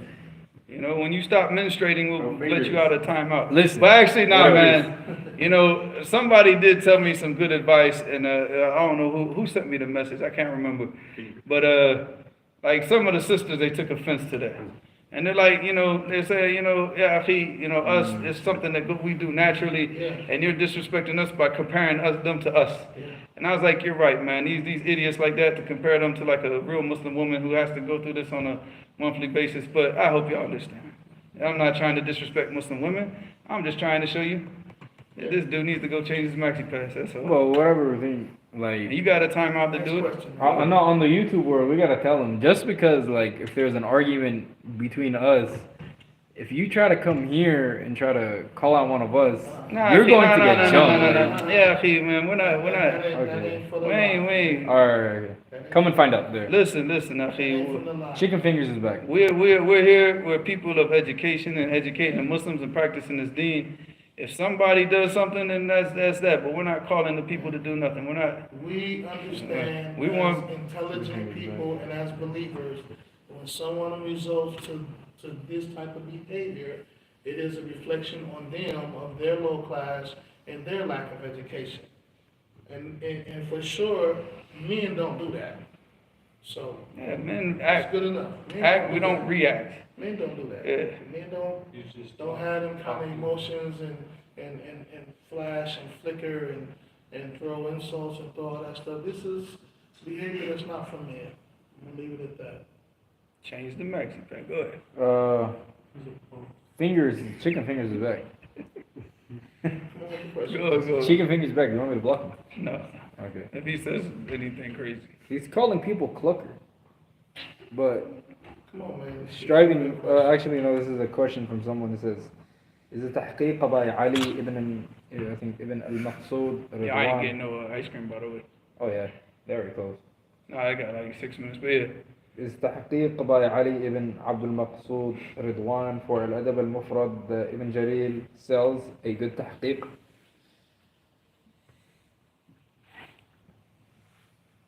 Nah, it's alright. It's the one I got. اسمه الان فينجرز Huh? هو اسمه الان فينجرز This is called Fingers now. Alright. Next question. If he says something stupid, we got a finger for him. Oh wow, look what he called me. But he said. Oh, the timeout guy? No, fingers, he said. No, just come on to the next question. Ah, Abdul Malik said it. I think there's some horn honking. Says, is it from the sunnah to slow down at the end of one's Quran recitation and salah and outside of it? Abdullah can say that. Slow down. Taratil. That's the sunnah. Now, it's not wajib, but it's I mean, the person, you recite how you want. But I mean, that's a statement of Ibn Abbas. He said, I would rather take my time reciting, one surah, than to sit there and just like read like Surah Al-Baqarah, like in a hurry. Because obviously, when you're reciting and you're trying to recite to understand what you're reciting, see, like I'll recite like quickly. When I'm afraid I might, if I recite too slow, I start making mistakes, right? Because what happens is when I'm in the salat, I'll start thinking about what I'm reciting, and I get lost, and I lose my train of thought, and then because I start thinking about something, and then when this ayat connects to another hadith, which connects to another ayat, and I'm gone, and I'm like, wait, where am I at? And I start making mistakes. So I mean, it's something you do what's easiest for you. But when you're reciting the Quran, from sitting down and reciting it, it's better to recite it in the slowest manner that you can take it in, that you can understand it. Just like you wouldn't read a book like and think that you're going to understand it, so. What's that? Oh, Sulaiman left his book here? I can take it if it doesn't No, work. I'll hold on to it for him, inshallah. What about, is it from the sunnah to You say want to give it to Ameen? him? Hand it over. Is it? I gave it to Sulaiman, but I gave it to him before the salat, so he probably forgot it. He put it up there when he called the adhan and probably forgot it. So Hassan was asking, before, is it from the sunnah to say Ameen in a beautiful voice in salah? No, just say Ameen. Okay. As the Prophet ﷺ said, Man qala Ameen. Man qala Ameen. He didn't say, he didn't mention al-ghina or, tahsin al-sawd. He just said Man qala, So qawl is a statement, whoever says it. Hassan said, should he decline the real estate offer or no? Yeah, from taqwa. If you want the makhraja, man yattaqillaha yaj'al lahu wash. Makhraja. If you want that makhraja, then you leave it, you reject it. So Shalom said, the one that takes it, the one that gives it, the one that writes it down, and the one that witnesses it. So what are we talking about? Oh, I mean, and also he said, because even if he's not directly in it, you're talking about being from taqwa, you're still going to have some type of cooperation with it, ta'awun. And the Prophet ﷺ said, Man taraka shay'an lillahi baddala Allahu lahu khayran minhu. Is it badal or awwad Allah? Awadahu Allah. Yeah, awwad. That's why I was like, wait, that doesn't sound right. Awadahu Allahu khayran minhu. So man taraka shay'an lillah, whoever leaves off something for the sake of Allah subhanahu wa ta'ala, awadahu Allahu khayran minhu. Allah subhanahu wa ta'ala gives him, he replaces it with something better than what he left. So what you left was probably not even that good for you, but Allah is testing you. Allah is testing you, and like right now to see if you're going to pass the test. You pass the test, and Allah subhanahu wa ta'ala, He might test you a little bit more, to see if you're really truthful, but if not, if you remain thabit, inshallah, Allah gives you something better. حسب الناس أن يتركوا أن يقولوا آمنا وهم لا يفتنون ولقد فتنا الذين من قبلهم فلا يعلمن الله الذين صدقوا ولا يعلمن الكاذبين. Allah subhanahu wa ta'ala said, the people think that they're going to say that we believe in Allah, and they're not going to be tested. And so Allah subhanahu wa ta'ala said, we tested all the people that went before them. So Allah subhanahu wa ta'ala can know who the people of truth are and the people of falsehood. So if you say that you believe, Allah is going to test you. And He's going to test you with poverty. He's going to test you with these people from these Hizbi people. Because these Hizbi dudes with the ikhtilat, the free mixing, they got all the money, they got all the... So what do we get tested with in this masjid? No, I'm saying we get tested with this masjid, we get tested with poverty. We're having hard times paying the bills. And now everybody's looking like, oh, but if we just go and work with these people over here, we'll have the money. No, Allah is testing us. Allah is testing us. And if we remain firm, if we remain firm in this testing, Allah subhanahu wa ta'ala will open up all these doors of risk. But if we just submit and say, well, we're just going to do this for now. Because this is how shaitan gets the person. Oh, we'll just do it now. We'll just work with them for a little bit just to get some money for the masjid. And then what happens? Then we'll leave it. No, it doesn't work like that. Once you get in, once you make that alliance with Shaitan and his followers, it's over for you. Because, it's not, you don't control it. Allah, He's the one that controls your heart. Ya musarrif qulub, in another narration, Ya muqallib al-qulub. ثبت قلوبنا على إيش؟ على دينك or على طاعتك. So like make our hearts firm. Where the Prophet ﷺ used to make the O changer of the hearts. Make our hearts firm on your religion or on your obedience. So it's not in our hands. It's in Allah's hands. And if you're honest with Allah, Allah subhanahu wa ta'ala gives you thabat, gives you firmness and steadfastness in the deen. But if you start flip-flopping and wishy-washing and it's over. It's over. There's no coming back from that. Yeah, you get the money. You'll get the money, but the thing that's the most important thing to you gets taken away from you. How much of the sunnah is going to be practiced in this masjid after that? How much, what khair is going to be coming out after that? So, we go with taqwa. Whenever you have these types of situations, just go with the taqwa, what did Allah subhanahu wa ta'ala say? وَالَّذِينَ اهْتَدَوْا زَادَهُمْ هُدًى وَآتَاهُمْ تَقْوَاهُمْ. Alright, and what does that mean? الذين آتوا زادهم هدى أي علم نافع وآتاهم تقواهم أي عمل صالح. And then not just amal salih, but gave them the ability to do it. Facilitated taqwa for them. Because of them seeking out the guidance and they're following the guidance that Allah subhanahu wa ta'ala gave them the ability to do the things that are, of obedience to Him. This chat's almost pushing 3 hours, subhanAllah. I'm in the live stream. Yeah, it's 9 o'clock, dude. Hold on. Sorry.